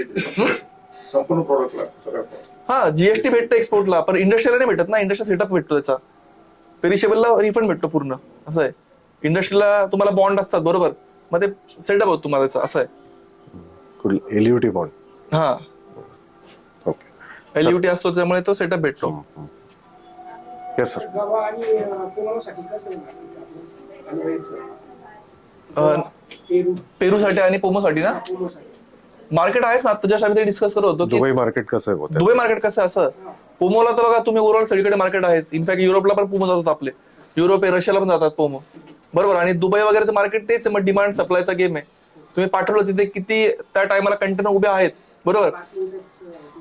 हा मग तिथे किती कंटेनर उभे आहेत त्या कंडिशनला, पोमो किती त्याच्यामध्ये, तेव्हा रेट डिसाईड करेल. बाकी मार्केट तर तुम्ही दुबई आहे बघा असं दुबई असं मार्केट आहे, दुबई काहीही पाठवा आणि कितीही पाठवा विकलंच जातं. तर लिमिट नाही. तसं एक लिमिट असतं की हा माझ्याकडे ना आज 1000 ट्रॅक्टर आले मार्केटला, आवक खूप वाढली, मग कटिंग होणार नाही, फक्त 800 विकले 200 उद्या सकाळी विकू असं नाही. तिथे त्याची मार्केटची काय 200 असेल ना, ते 500 जरी आले तरी ते संपतीलच. कारण तिथे रिझन असेल की रिएक्सपोर्ट जास्त आहे. तिथून सौदीला पण जातो माल, ओमानला पण जातो, कुवेतला पण जातो, सगळ्या ठिकाणी माल जातो. हा नेबर कंट्री खूप आहे तिथे. आणि बाय रोड जातो, बरात नाही बरोबर, बाय रोड माल जातो. त्यामुळे तिथे इझी आहे, किती माल डंप करा तुम्ही. म्हणून लोक प्रेफरली दुबई करतात. आणि कसं आहे एक कंट्री गेला का 3 तासात दिल्ली एवढं अंतर आहे, पहिल्यांदा 3 तासात दुबई पोहोचतो माणूस, 2.5 तासात इनफॅक्ट. त्यामुळे ते लोक ते मार्केट जास्त प्रेफर करतात असं आहे. ते एक प्लस पॉईंट आहे मार्केटचा. निगेटिव्ह पॉईंट तर भरपूर आहे मग तसं म्हटलं तर मग असं. पाणी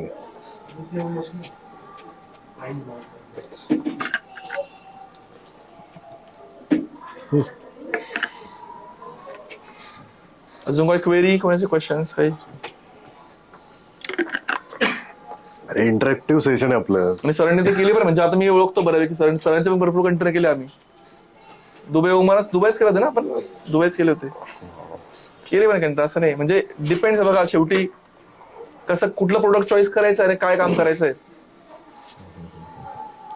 सर पेमेंट टर्म्स कसे ठेवले पाहिजे आपण, म्हणजे बायर्सची आपण नवीन फर्स्ट कम्युनिकेशन आहे, बॅक ऑफ द माइंड एकच भीती असते की पेमेंट टर्म आपल्याला ऍडव्हान्सच पाहिजे, नाही मिळाली तर इन्व्हेस्टमेंट करायला लागेल. मग प्रोडक्ट आपला असं आहे, त्यांनी चुकून 10 कंटेनर सांगितले तर एवढे पैसे लागतील, आपल्याकडे तर नाहीये, मग कुठून आणायचा तो पार्ट. मग त्या आधी बायरलाच सांगायचं की नाही 2 कंटेनरचीच ऑर्डर दे बाबा, उधारीत मागतोय तर. मग याच्यात कसं सेटल होतं ते? याच्यामध्ये आता आपण ते डेफिनेटली सगळी विचार करून 100% ऍडव्हान्स भेटला पाहिजे बरोबर. पण शेवटी मार्केट पण काय म्हणते पण बघायला लागेल की आपल्या लोकांनीच त्यांना सवय लावली की उधारीत घ्या माल. हे आपणच त्यांना सवय लावली आहे. तुम्ही बाकी कुठल्या कंट्रीची डील करताना पहिले पैसे द्यावे लागतात 100%, तरच ते माल पाठवतो आपल्याला. पण आपण इंडियन लोकांनी काय केलंय, मी करतोय ना एक्सपोर्ट, मग बाजूचा मी पण करतो, तो मी पण करतो असं. म्हणजे नॉलेज नाही, फक्त पाठवले कंटेनर बळजबरी. का बरं, मी त्या माझी डील चालू आहे ना, त्याला 1000 रुपये पर टन देईल मी माल बरोबर. बाजूचा काय म्हणतो 980 घेणं माझ्याकडून, तिसरा म्हणतो 950 घेणं, पैसे 8 दिवसानंतर दे. मग त्यांना आपण सवय लावली उधारीची. आता ते ऑप्शन चेंज नाही करू शकत आपण काहीच, पण ते इनिशियल आपण अप्रोच करायचं, 50% तरी ऍडव्हान्स द्या. 100% तो डेफिनेटली मनाच करेल तो. आणि 100% तुम्हाला म्हणजे फॅक्ट आहे, मार्केटचा फॅक्ट आहे, 100% तुम्हाला ऍडव्हान्स रेट मग मागवेल. बेटर वे तो स्वतः मार्केट लावून नाही घेऊ शकत ते, बरोबर. एक फॅक्ट आहे. म्हणतात बोलताना पण तसं बोला की 50% मला भेटलं तर मी काम करतो ऍडव्हान्स मध्ये, बाकी तू ते प्रोडक्ट चेक कर मग द्यावं. तर पेरिशेबल प्रोडक्टला एलसी होतो का? कुठल्या प्रोडक्टला होतो? पेरिशेबल प्रोडक्टला युजली एलसी नाही होत, कारण पेरिशेबलचा रेट फिक्स नसतो बेसिकली बरोबर. आणि तुम्ही केला जरी मग ग्रेप्स वगैरे सगळी कमोडिटी पाहिजे तुम्हाला, व्हॉल्युमेट्रिक काम पाहिजे. तर ग्रेप्सचे 10,000 कंटेनर एक्सपोर्ट होतात 4 महिन्यात नाशिकवरून. 10,000 कंटेनर्स, एका याच्यात 18 टन 20 टन माल जातो फक्त युरोप आणि रशियामध्ये. मिडल ईस्ट वगैरे तर वेगळे, त्याचं काउंटिंग नाही काही. एलसी जे आहे बघा, एलसी तुम्हाला भेटते. आता ड्राय फ्रूट आहे, त्याला एलसी वर काम करतो आम्ही. बरोबर. एलसी आम्ही त्याला प्राइस डिपेंड करते. राईस पण होतं, राईसला भेटते, एलसी भेटते. इव्हन आपल्या याला पण भेटते.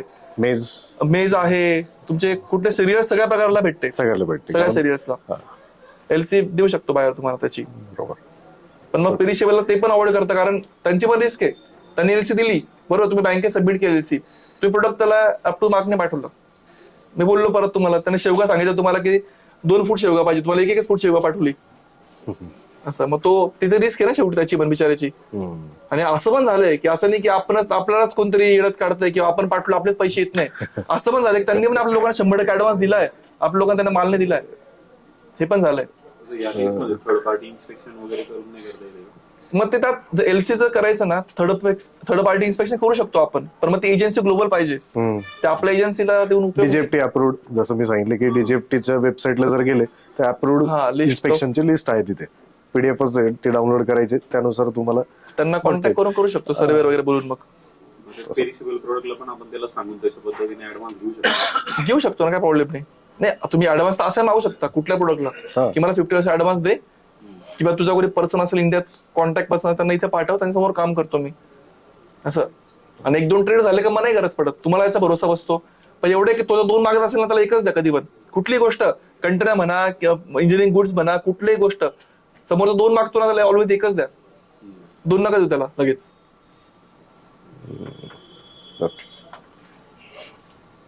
कारण असं पण झालं आता इथेच लोकल बघा, तुम्ही बांगलादेशचं जे काम करत असेल लोकलचं सांगतो तुम्हाला, इथून गाड्या आता बांगलादेशला, ग्रेपच्या गाड्या, तुमच्या ओनियनच्या गाड्या, आता मिरची जाते इथून सगळे, बरोबर. ही लोक काय करतात, त्यांचं पण इंटेन्शन असतं ऍक्च्युली, खरंच कोणाला बुडवायचं, त्यांना पण धंदे काय सगळे काम करतात, सगळ्यांना 2 पैसे कमवायचे हे असते, 2 पैसे भेटतील बाबा. पण काय, तो जरी कुठे अडकला ना, तो आपल्याला अडकवतो. मग तो अडकतो कुठेतरी, तो आपल्याला पण अडकवतो, मग आपण खाली पूर्ण चेन अडकते. बाकी कोणाचं इंटेन्शन असं नसतं की याचे पैसे घेऊन पळून जाईल असं, हा इश्यू असतो. त्या हिशोबाने सगळं फायनान्शियल किती साऊंड आहे. आता बांगलादेश सांगतो मला एक सांगत होतो इन्सिडन्स, की पहिले काय करतात लोक, 2 कंटेनर मागवले, 2 गाड्या मागवल्या, पैसे टाइमआउट देऊन टाक लगेच, गाडी पोहोचतात तुम्हाला दुसऱ्या दिवशी संध्याकाळी पैसे आला, पेमेंट आलं, बरोबर. सेकंड टाइम 3 गाड्या मागवल्या, सेम त्याने तसंच केलं. त्यात त्याने 80% अमाऊंट पाठवली, 20% पेंडिंग ठेवली, बरोबर. तो बोलला परत 3 गाड्या पाठव, त्यात त्याने ते 20% प्लस 3 गाड्यांचे 50% पाठवले. मग तरी तो 50% पेमेंट घेऊन चाललाय, बरोबर. मग असं करत करत ते क्वांटिटी वाढवतात, नंतर काय. म्हणून मी बोललो की 2 मागतो, एकच द्या. पहिले समजून घ्या ट्रेड कसा करतोय तो, त्याची पद्धत कशी ट्रेड करण्याची हे पहिले समजून घ्या प्रॉपर व्यवस्थित, मगच त्याला माल द्या त्या पद्धतीने. असं नाही की मग 2 मागतोय बघ लगेच करायचं. आता इथे मलेशियाचे केस होते माझ्याकडे, 1 वर्षापूर्वी ते आले होते HL ला कामाला, आय थिंक आपल्याकडे, बरोबर ना. तर त्यांनी कंटेनर केली, मी त्यांना विचारलं, हा बरोबर, त्यांनी विचारलं आम्हाला, त्यांना म्हटलं की बायर कोण आहे तुमचे, कोण आहे बायर वगैरे माहिती आहे का. माझ्या ओळखीचे बायर बोलले, ते माझ्या ओळखीचे बायर चांगले, माझ्या मित्राच्या कॉन्टॅक्ट मध्ये पण आहे. आता युजली काय, आता आम्ही सीएचे म्हणून विचारतो आम्ही की बाबा नको नुकसान व्हायला पार्टीचं, कोणाचं कशाला उगाच संपे 1-2 घंट्यामध्ये, तो आम्ही विचारतो. काही लोक सांगत नाही, ते त्यांचं एक इंटिग्रिटी मेंटेन करतात. त्यांना वाटतं की माझं बाहेर सांगितलं तर हा कॉन्टॅक्ट करेल किंवा असं असतं डोक्यात, प्रत्येकाच्या वेळा असतं विचार. त्यांना विचारते बोलून नाही ओळखीचे माझ्या. त्यांनी 1 कंटेनर 2 कंटेनर केले मलेशियाला, बरोबर. त्यांची पेमेंट टाइम होती की against document, against bill of funding द्यायचा, आणि तो पेमेंट डिटेल लावेल लगेच इकडे. आम्हाला माहिती 100% अगेन्स्ट बिल ऑफ फंडिंग होतं. आम्हाला माहिती की टर्म चालतच नाही, ते मार्केट सगळे चायनीज बाहेर येते मलेशियाला. ते बोलले नाही माझ्या ओळखीचे. म्हटलं करा मग ठीक आहे. जसं माल गेला, सगळं झालं, बिल मला पेमेंट केलं, बिल काढलं आम्ही, आणि मग त्यांनी त्याला पाठवलं असेल दे बाबा पेमेंट. मग त्याने डुप्लिकेट एलसी पाठवली, यांनी चेक केली ना, म्हटलं एवढं स्विफ्ट कॉपी मागवा. तर पेमेंट केलं ना, स्विफ्ट कॉपी जनरेट होते 2 तासात लगेच, ती मागवा. तो बोलला की आता नाही जनरेट झाले, देतो. 1 दिवस काढला पूर्ण, दुसरा दिवस पण काढला, यांनी त्याला बिल दिलं नाही. मग तो त्याला घाबरट लागला, जर बिल नाही दिलं मला तर मी कंट्रॅक्ट घेणार नाही, बरोबर. मग त्यांना काहीतरी ऑप्शन किंवा टीटी केली आहे बँकेत, बँकेवाला जोपर्यंत मेसेज येत नाही, स्विफ्ट मेसेज, तोपर्यंत बँक कन्फर्म करत नाही की हा पेमेंट केलंय की. त्यांना काय करायचंय, तसं आपल्या त्या RTGS ला गेलो, चेक देतो, स्लिप भरली, टाइम घेऊन टाकतो पहिले आपण, लगेच फोटो पाठवला झाला RTGS. सेम तसंच करत ते पण लोक. आता चेंज केली प्रोसेस थोडीशी, तसं त्यांनी केलं होतं तेव्हा. असं करून काय पैसे आलेच नाही. हे गेले शेवटी मलेशियाला, तिकडे 1 महिना थांबला, वेट केला, हे गेले मलेशिया. काहीच नाही, तो बाहेरच नव्हता, ऑफिस होतं, हिरो जाऊन बसायचे, तो भेटलाच नाही शेवटपर्यंत. काय करणार दुसऱ्या कंट्रीत. म्हणजे अशा पण गोष्टी की जे खरंच ऍक्च्युअल होऊ शकतं ना, ते जर समोर सांगतो ना तर मग करायला हरकत नाही. पण जे पॉसिबलच नाही तो जर आउट ऑफ द कुठेतरी आउट ऑफ जाऊन बॉक्स कुठे काहीतरी बोलतोय की भाई हे असं करू तसं करू, ते समजून जायचं की हा डिफॉल्ट आहे. नाही, याच्यात एक सोल्युशन असं होतं की ट्रेनिंगच्या दरम्यान पण आपण पेमेंट टर्म शिकताना मी तुम्हाला सांगितलं होतं की 100% अगेन्स्ट BL ही तुमची 100% रीच झाली याच्यामध्ये. समोरची पार्टी ऑर्डर देऊन टाकली, तुम्ही माल लोड केला, तो इथून विकत घेऊन म्हणजे तुमची इन्व्हेस्टमेंट लागली आता, आणि मग तुम्ही तो कंटेनर पाठवून दिला आणि तो त्याच्या पोर्टवरती पोहोचलाय, तरी पण तुम्ही पेमेंटच मागताय आणि तो काय त्यांनी तुम्हाला 1 रुपया दिलेला नाहीये, ऍडव्हान्स काही नव्हताच. म्हणजे तुम्ही ऍटलीस्ट 30% 50% ऍडव्हान्स घेतलाच पाहिजे BL अगेन्स्ट पेमेंट टर्म मध्ये, म्हणजे तोही थोडासा अडकलेला असतो आणि मग बाकीचं पेमेंट करायला तो मग तुमची कुठेतरी सेटलमेंट होऊ शकते. मग ते जर असं केलं असतं 30% जरी आले असते ना, त्यांचा 14 लाखाची कन्सल्टमेंट होती, 30% आले असते, 5-6 लाख रुपये जरी ऑलरेडी घेतले असते त्यांनी, तर तो समोरचा व्यक्ती पण 5-6 लाख सोडणार नव्हता. बाकीच्या अमाऊंटसाठी त्यांनी पहिले अमाऊंट टाकली असते, मगच यांनी BL दिला असता. नाही तर राहू दे कंटेनर पोर्टवरती, 4-5 दिवस आपलं फ्री टाइम आहेच आपल्याला, काय होणार नाही, 6व्या दिवशी बघू. तरी त्याला आपण एवढी हेल्प केली की चल बाबा BL देऊन पण आम्ही कंटेनर होल्ड करून ठेवले. तर BL दिला आम्ही, तरी मी शिपिंग लाईनला ईमेल टाकून की ह्या बाहेरला डिलिव्हरी हँडओव्हर नका करू तुम्ही, अजून पण थांबा. त्याचा मानव 2 दिवस तिकडे चक्कर मारा शिपिंग लाईन, आम्ही सांगितलं टेक्निकल इश्यू आहे, सिस्टमचा एरर आहे काहीतरी सांगायचो आम्ही त्याला कारण, तरी यांच्या पेमेंट नाही आलं. त्यांना बोललो आता ऑप्शन नाहीये, त्याला द्या, तुम्ही जाऊन बसा तिथे, कारण तो कंटेनर पडून खराब होईल, काहीतरी होप्स राहतील घ्यायचे, तुम्हाला खराब होण्यापेक्षा देऊन टाकलं. किंवा मग एक ऑप्शन असा असतो की जसं त्यांनी बोललं की दुबईला तुम्ही कुठलं करताय, तर ऑल्टरनेट बायर ठेवा. हा, जर हे नाही म्हटलं ना तर मला यांना विकता येईल माल. सायमल्टेनियसली 3-4 लोकांशी बोलत राहा, तुम्हाला मार्केट समजेल काय असं, मार्केट समजतं आपल्याला काय. बरोबर, त्याच्याने हेल्पच होतं नाही. आता यांच्या केसमध्ये काय झालं, पेमेंट नाही आलं, त्याच इन्व्हॉइस अजून एक नोटिफाय पार्टी असते, कोण दुसरा असतो थर्ड पर्सन, त्याला चेंज करता आलं असतं, BL त्याला देता आलं असतं की तू विक माल, मी तिथे येतो, मला जेवढे 14 लाखापैकी 10 लाख येतील किंवा प्रॉफिट झालं तेवढे प्रॉफिट देतील, काहीतरी देतील पैसे मला. होप्स काय काहीतरी, यात पूर्ण होप्सच झिरो होते, काहीच नाही भेटलं. आणि सगळ्यात मोठी चूक याच्यात एक्सपोर्टरचीच होती. त्यांनी एक तर पहिली ती पेमेंट टर्म घेण्यात चूक केली, दुसरं की त्यांनी BL देऊन टाकली, फेक डॉक्युमेंट बघितलं, व्हेरीफाय नाही केलं, देऊन टाकली. मलेशियाला जर तो जाणारच होता तर BL घेऊनच जायचं ना सोबत. वाघ केस वाघ काय काय सचिन वाघ सचिन वाघ. सचिन वाघ, हा बरोबर. तर मला असं- आणि तरी नंतर परत केलं आपल्याकडे ना मग. ट्रेनिंग केली त्यांनी, सगळ्या गोष्टी माहिती होत्या, त्यांच्याकडे ECCचा पण ऑप्शन होता, तोही त्यांनी केला नाही. मला जेव्हा फोन आला त्यावेळेस मी पहिला प्रश्न तो ECC आहे का तुमचं, नाही केलं म्हणायचं. 14 लाख इन्व्हेस्ट करून माल घेऊ शकताय, तर तुम्ही 5,000ची पॉलिसी नाही काढू शकत, काढलीच पाहिजे ना. ते आपलं एक इंटरमेंटॅलिटी पण आहे, चला पाहिजे कोणतरी, म्हणजे बाहेरून एक ईमेल आला, कोणाच्या कधी मेसेज आला इंटरनॅशनल नंबरवर, आपण थोडंसं हे होतं, एक्साइटेड होतो की अरे मला कोणतरी बाहेरून मेसेज केला. ते आता सध्या स्कॅम पण चालू होतं एक प्रकारे आता, की काहीतरी सॅम्पल सांगते, ते सॅम्पल आहे, ते जा पैसे टाका पहिले आम्हाला, स्कॅम पण चालू आहे. म्हणजे तो एक आपलं इंडियन मेंटॅलिटी नाही, यार मला फॉरेनर मेसेज आला, ईमेल आला काहीतरी, मग आपण तो म्हणेल तसं करतो, हे चुकीचं आहे ऍक्च्युली. असं काही नाही, कंटेनर मध्येच ह्यूज क्वांटिटी करा. बायर पण शिपमेंट एक्सपोर्ट होतातच, बायर पण जातात सगळे. बाहेर 500 किलो ते 2 टन 3 टन पर्यंत तुमचा माल जातो, त्यासाठी कमी पैसे लागतात. मशीन पण जातं. आता मागे ज्युसर पाठवले होते ते, आता ते एक आम्ही उसाचा कंटेनर केला आता, तर परवा पोचतो दुबईला तो. तर त्यांचा प्लॅन आता कस्टमरचा कंटेनर होतो, त्याला आम्ही सगळं सपोर्ट दिला, पूर्ण बॅकबोन सगळं, तिकडे पण इकडे पण सगळं पूर्ण. अच्छा, तर त्यांचा असा प्लॅन आहे की दुबई जेवढे ज्यूस सेंटर आहेत भरपूर आहेत ना, खूप आहेत, बरोबर. तर तिथे त्यांना त्यांचं ऍक्च्युअल प्रोडक्ट विकायचं त्यांना, त्यांचं मशीन विकायचं त्यांना, कुठले उसाचे रस बरोबर ना ते मशीन, छोटे मशीन मोटर, त्यांना ते विकायचे. त्याकरता त्यांनी पहिले ऊस एक्सपोर्ट केला आता, आणि आता सेकंड लॉट मध्ये चाललाय त्यांचा मशीनचा कंटेनर, छोटा 20 फीट कंटेनर आहे, त्यात काहीतरी एक 32 काहीतरी मशीन्स आहेत. अच्छा, ज्यूस काढायचे, उसाचा ज्यूस काढायचा, ते पण करता येतं. म्हणजे वेगळ्या ते रिव्हर्स पद्धतीने येत आहे, पहिले प्रोडक्ट पाठवलं त्यांनी तिथे, आणि आता मशीन पाठवत आहे. आणि उसाचा ज्यूस पण एक्सपोर्ट होतो ना. ज्यूसला तुम्ही कसं शेल्फ, म्हणजे त्याला आपण पॅकिंग नाही करू शकत ना प्रॉपर, ज्यूस लगेच काळा पडतो उसाचा, ते बॉटल मध्ये वगैरे होतं, मी युट्यूबला एक वेळेस बघितलं होतं. मग प्रोसेस करावं लागेल त्याला, फ्रेश नाही भेटणार, मग तो प्रोसेस भेटेल. फ्रेश ऊस पण एक्सपोर्ट होतो. हा, म्हणजे आम्ही दुबई मॉल फिरताना ते बघितले होते की त्याच्यात असे तुकडे करून अच्छा, ते पॅकेजिंग करून प्रॉपर ते फ्रोझन असतात, आणि तसे पण पनीर पॅकिंग होते प्रॉपर, एवढी 250-250 ग्रामची. ऊस पण येतो एक्सपोर्ट, सगळं होतं. पण त्यांनी पूर्ण हुल ऊस पाठवला, कारण त्यांना ज्यूस त्यांचा पर्पज वेगळा होता.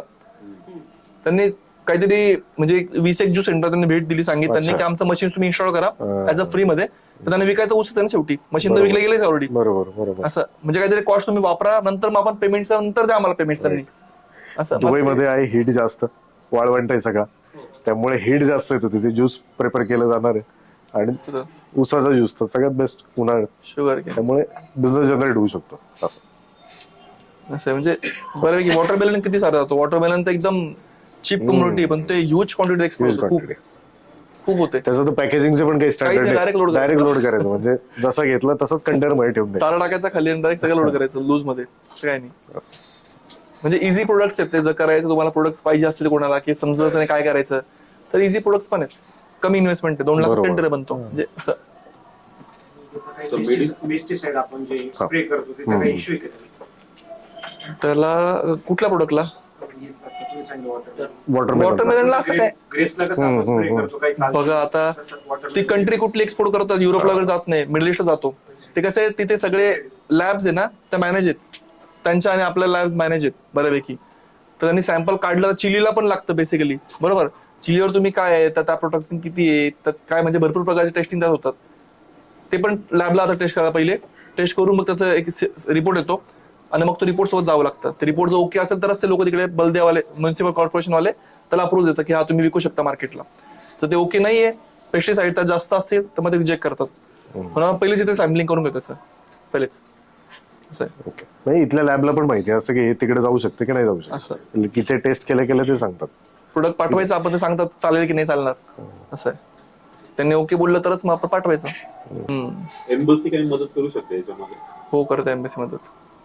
आणि तुम्ही डेटा जसं म्हटलं विकत घ्यायचे, सर मागे म्हणत होते विकत घ्यायचं, तुम्ही एम्बेसी जरी गेले, चेंबरला जरी गेले तर तुम्हाला डेटा भेटतो तिथून, असं काही नाही. म्हणजे आता समजा दुबई एम्बसी वगैरे तिथे पण आम्ही करू शकतो असं? दुबई एम्बेसीतून दुबई नाही इंडियन होणार. एम्बेसी, म्हणजे दुबईमध्ये जी आपली इंडियन एम्बेसी, हा ते ते देऊ देतील ना. इंडियन एम्बसी जिथे जिथे हो. आपल्या ते देतील. आपण करू शकतो. हो, बरोबर. सर स्टार्टिंगला म्हणजे तुम्हाला कॉन्फिडन्स कसा आला होता की तुम्ही बिझनेस मध्ये उतरताय, किती पर्सेंट सक्सेस होईल, किती लॅक ऑफ कॉन्फिडन्स स्टार्टिंगला असतो सर्व. बरोबर. बरोबर. अकॉर्डिंग टू दॅट म्हणजे आता आम्ही न्यू एक्सपोर्टर किंवा आम्ही उतरणार आहे मार्केटमध्ये, तर आम्ही कॉन्फिडन्स ठेवला पाहिजे का, किती पर्सेंट कॉन्फिडन्स ठेवला पाहिजे का होईल?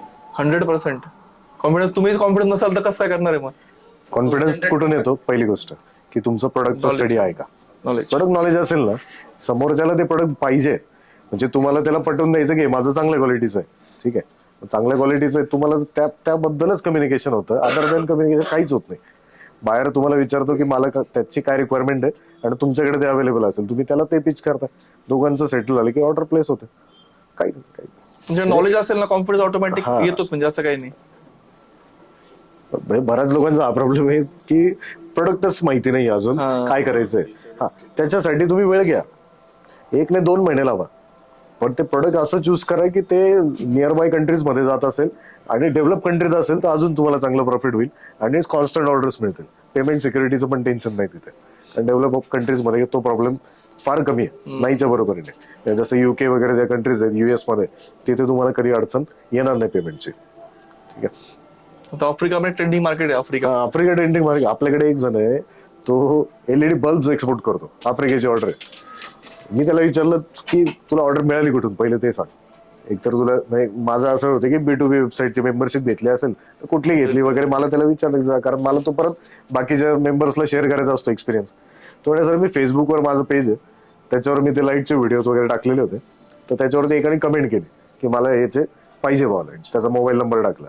मग मी त्याशी व्हॉट्सअपवरती बोलायला लागलो. मला वाटलं फेक असेल, पहिले सांगितलं त्यांनी आफ्रिकेतलं, मला तेव्हाच वाटलं की हा फेक आहे. मग मी त्याला इग्नोरच करत होतो, मग तो सारखा मागे लागत होता. मग त्यांनी काय केलं की त्याचा इंडियात कोणीतरी ओळखीचा होता, त्याला तो ऍड्रेस दिला, आणि तो मला मुंबईत भेटायला आला, मी इथून गेलो त्याला भेटायला. म्हणजे बघा, बाहेर सिरियस होता पण हा त्याला इग्नोर करत होता. मुंबईत परत त्याला एक्सपोर्ट करायचं, आणि समोरची पार्टी म्हणते मला टेस्टिंग करूनच पाहिजे. तो म्हणे हे घे प्रोडक्ट. मग इथला जो व्यक्ती होता त्याने मुंबईमध्ये कुठेतरी ते जागा होती, त्याच्याकडे सगळं टेस्टिंग केलं, मग त्यांनीच पुढे कुरिअर केलं का काय केलं ते. असं त्याचं एक्सपोर्ट चालू झालं. नंतर मग त्याला जेन्युनिटी कळाली, ऍडव्हान्स पेमेंटच होता, प्रोडक्ट दिलं लगेच पेमेंट घेतलं, मग त्याचं चांगल्यापैकी सेटल झालं. म्हणजे कुठून काय लिंक मिळेल तुला काही सांगते. त्यामुळे सगळ्या सोशल मीडियावरती प्रेझेन्स पाहिजे म्हणजे पाहिजे. जर तुमचं प्रोडक्टचा बायर हा कुठला सोशल मीडिया, कारण कुठल्या कंट्रीत काय वापरतात माहित नाही, तुम्ही चायना, हाँगकाँग वगैरे त्या कंट्रीमध्ये गुगल चालत नाही, तिथे तुमचे फेसबुक आणि इंस्टाग्राम चालत नाही, त्यांच्या सोशल मीडियात. तुमचं जर मार्केट तिथे दिसतंय तुम्हाला हिस्ट्रीवरनं, डेटावरनं, तर मग तुम्हाला त्या लाईफस्टाईलनुसारच तिथे मार्केटिंगचे पर्याय चूज करायला लागतील. गरजेचं नाही की तुम्हाला जे माहिती तेच तिथे इम्प्लिमेंट होतील, बरोबर. आणि तिथल्या B2B वेबसाईट वरती जर मेंबरशिप घेतली रादर देन की तुम्ही इंटरनॅशनल वेबसाईट वरती मेंबरशिप घेताय. जसं एखाद्या दुबईच्या व्यक्तीने इथे आला आणि इंडिया मार्टची मेंबरशिप घेतली आणि त्याला इंडिया मार्टवर किती डेटा आहे बरं, त्याचा तुमचाही कॉन्टॅक्ट सापडेल त्याला. म्हणजे आता हा रिव्हर्स पण येऊ शकतो. तसं तुम्ही रिव्हर्स जा, त्याच्यापर्यंत पोहोचायचं हा बेस्ट वे मला वाटतो. की आपण काय करतो की अलिबाबाची मेंबरशिप घेतो. अलिबाबाची मेंबरशिप 1 लाख पासून स्टार्ट होते. तेवढा एक्सपेन्स नाही घेत. 1.5 लाख आता 1.5 लाख झाली. बघा आम्ही तिकडे बघत पण नाही. तर कारण काय की तिथं ज्या वेबसाईट चाललंय लोकल त्याची मेंबरशिप चार्जेस नक्कीच कमी आहे. तिथे मेंबरशिप घ्या, त्यांच्याशी बोला की मला हे कॉन्टॅक्ट पाहिजे, तुमच्याकडे किती डेटाबेस आहे, तो डेटाबेस परचेस करा ना. तुमच्या जर असे कॉन्टॅक्ट तुम्हाला मिळाले तर ते जर ऍडव्हान्स पेमेंट देत असेल तर ऍज तुम्हाला इन्व्हेस्टमेंट काही लागणार नाही. LC दिला तर काही लागणार नाही. प्रोडक्ट परचेस करायचं, LC अगेन्स्ट तुम्हाला डिस्काउंटिंग होईल, लोन मिळू शकतं, परत इन्व्हेस्टमेंट वाचली तुमची, है ना. म्हणजे तुमच्या प्रोडक्टला भले इन्व्हेस्टमेंट कॅपिटल असेल पण तुमचा राईट कस्टमर मिळाला, एकच कस्टमर भरपूर होतो, तो पूर्ण उरतो. मग तुम्हाला हळूहळू त्या कस्टमरने त्याच्या कंट्रीत डिस्ट्रीब्युशन चालू केलं की बाकीचे लोक तुमचा बॉक्स बघतात की यार काय प्रोडक्ट आलंय, कोण आहे, तुमचं कुठेतरी तिथे मार्क सोडलं पाहिजे तुमच्या कंपनीचं नाव, तो तुम्हाला गुगल सर्च करतो आणि परत असे बायर्स कनेक्ट होत जातात. तुम्हालाच कळणार नाही की लोक कुठून मला कॉन्टॅक्ट करतायत. असा बिझनेस वाढतो. त्यामुळे ती भीती काढून टाका की मला बायर कुठे मिळेल, प्रोडक्ट कोणतं करू, कुठलंही प्रोडक्ट सिलेक्ट करा, मार्केटला उतरा, हे काम चालू करा. किंवा रिव्हर्स करू शकता. जसं अलिबाबा सरने सांगलं एक्झाम्पल, बरोबर. अलिबाबाच्या साईटवर जो एखादा विकतोय व्यक्ती, काहीतरी मशीन विकतोय, त्या मशीनला काय पार्ट्स लागतं याला, ते आहेत का आपल्याकडे अवेलेबल, त्याला अप्रोच करू शकतो आपण. तसं करू शकतो. तो जो प्रोडक्ट बनवतो त्याला काहीतरी लागत असेल ना रॉ मटेरियल, त्याला विचार तुला पाहिजे का, देऊ का मी तुला, हे पण देऊ शकतं. जसं आम्ही ट्रेनिंगच्या दरम्यान सांगतो की तुम्ही जे प्रोडक्ट घेताय त्या प्रोडक्टचं घेऊन तुमचा बायर पुढे काय करतो हे विचारलं पाहिजे, है ना. तो पुढे तुमचं प्रोडक्ट घेऊन ज्यूस कंपनीला विकतोय का, त्याला तुम्ही ऑप्शन द्या की माझ्याकडे पण ज्यूस मिळतंय, मी तुला डायरेक्ट ज्यूस देऊ शकतोय का, त्याच्यात जास्त मार्जिन आहे ना, आणि त्याचं काम वाचतंय. किंवा एखाद्या फॅक्टरीला सप्लाय करता येतं, ते ऑलरेडी प्रोसेस करून तुम्ही देऊ शकताय का, याचा विचार करा.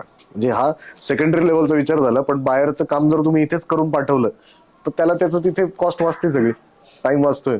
आणि टाइम म्हणजे मॅन्युफॅक्चरिंगचा प्रॉब्लेम असा आहे की 100% जसं पाहिजे तसंच प्रोडक्शन निघत नाही. त्याच्यात खूप एक्सपर्टाईज यायला वेळ जातो. त्याचं काय म्हणणं असतं की जर तू मॅन्युफॅक्चर करतो, थर्ड पार्टी मॅन्युफॅक्चरिंग, आणि मला सप्लाय करतो, तर मी घेईल तर 100% क्वालिटीच घेईल. जे काही टेन्शन येते तू बघून घे. याच्यात खूप मोठा ऍडव्हान्टेज मिळेल तुम्हाला की जिथे तुम्ही 1 रुपये कमवत आहे ते आता 2 रुपये कमवायची तुम्हाला संधी उपलब्ध होते. असं बिझनेसचा स्टेप बाय स्टेप थोडंसं डीप जाता येऊ शकतं. म्हणजे बाहेर सोबत कम्युनिकेशन वाढवलं पाहिजे. नुसतं रादर की तुम्ही तुमचंच प्रोडक्ट जे आहे तेच पिच करताय सारखं.